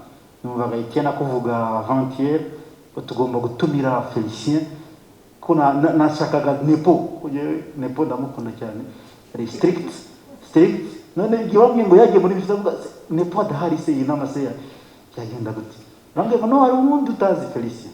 So kuba uri hano ni valuable, kandi nishimiye Alex wagutumye ko twanyuze muri Alex kugira ngo akore list. Mbona nawe uri kuri list iyo yalikuwa atagushizeho. Etienne yaramaze kumbwira ngo ugomba kumushyiramo. So iyo abantu bakugiriye icyizere ni ibintu byiza cyane. So tugomba gutandukana ibintu bibiri, standard na scope. Ni biradufasha kubitandukana. Iyo turi kuvuga ngo yakozwe kera irasinywa na minister, ni gatabo karimo urebye harimo n'izina ryanjye, ariko nako karimo RSA. Ni ngewe icyo gihe nakoranye na Alexis na Rusati n'abandi tukorana supporting igikorwa. Ni scope of practice for NPS. Ntabwo yari scope of practice for anesthesia mu Rwanda, kuko RSA nigeze yandosinga, nigeze iba part of that. Iyo nacyo mu cyumviso ni scope of practice irari yagiye no kuri minisante, ariko ntabwo yangegingaga RSA as a society. Standard twakoze bushize twatangiye as RSA, tuza gutumira Rampa, turakorana. Document ya nyuma soon to be in the ministry. Twari dufite igitekerezo muri objectif yo kukilauncinga muri opportunité, ariko ndi kubona ukuntu turi kuvana na ministry ni nkaho ataremera. Kubera iki? Scope of practice igomba kujyana na ministry order. hari ministry order igiye gusohoka soon ivuga kuri scope of practice. Urumva?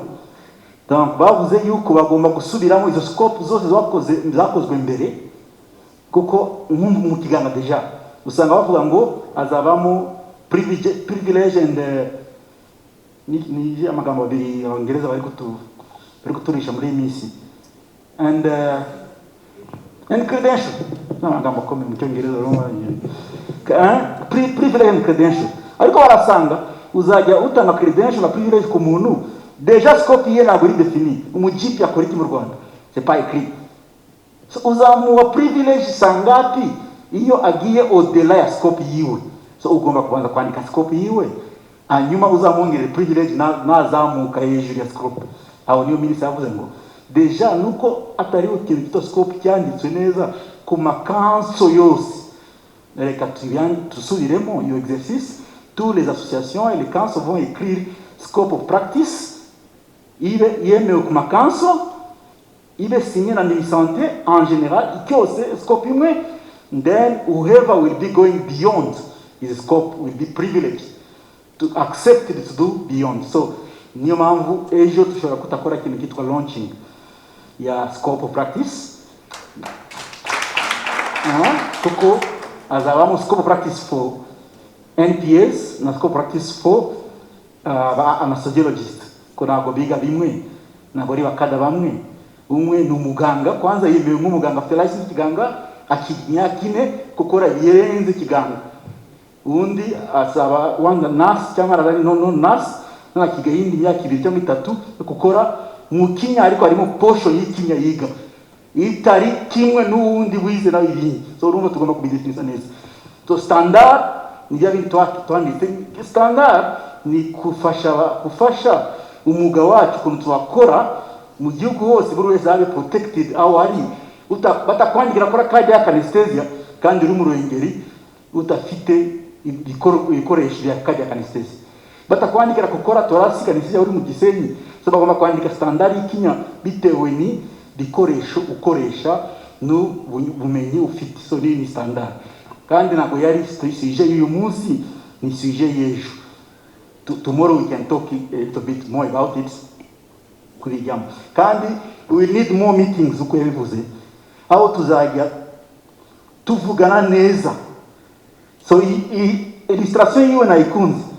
Imbwa n'ikibwa ishobora kuba sometimes isoundinga neza, sometimes isoundinga nabi. Ni kwa kundi ushobora kuvuga si tu appelles une fille canadienne qu'elle est comme une chienne, une fille rwandaise qu'elle est comme une vache. Si tu inverses les deux appellations, ushobora guteza ikibazo. Kuko muri Canada la vache ne peut pas être comparée à une personne. Mu Rwanda un chien ne peut pas être comparé à une personne. Surumva tugomba kuba aramatene y'abanyakana dufata tukayikoresha iwacu igateza inamba. Urumva? So tugomba kubyumvikana kutukomeza kutukorana cyane, tuzageraho langage ibe atari copy paste y'abanyakanada ariko ibe y'abanyarwanda bitewe na level y'abanyarwanda. So first for now reka tujye mu gikorwa nyirizina, group discussion.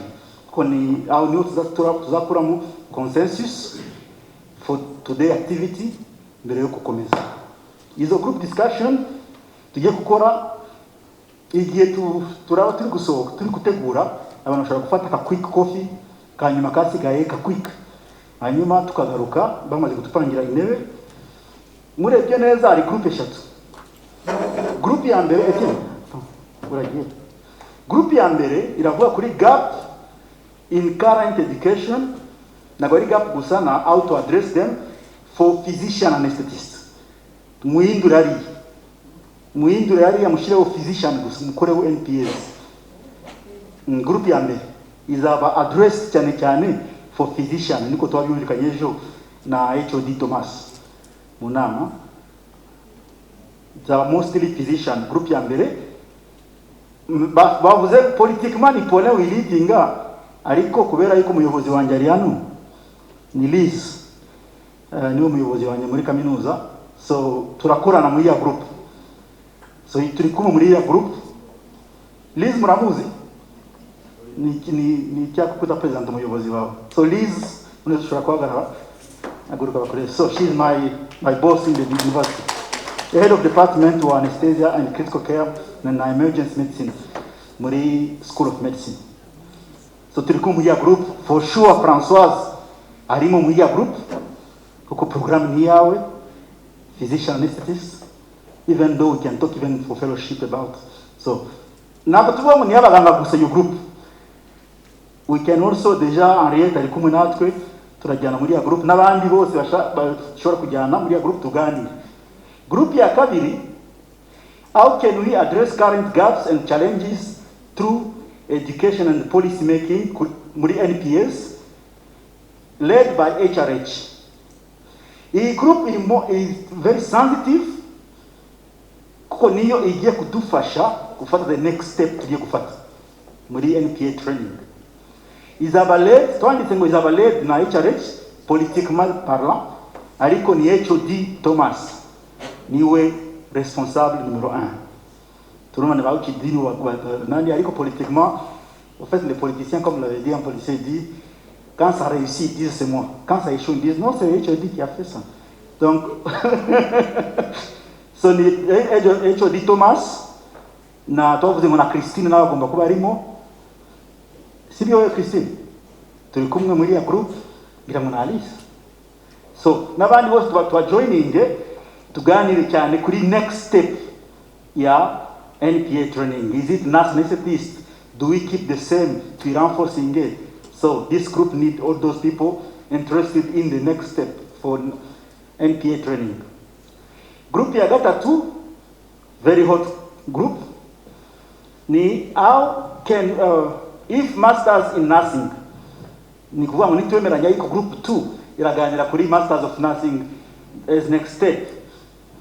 If masters in nursing, nurse anesthetist, which pathway for the existing NPAs who are not registered nurses?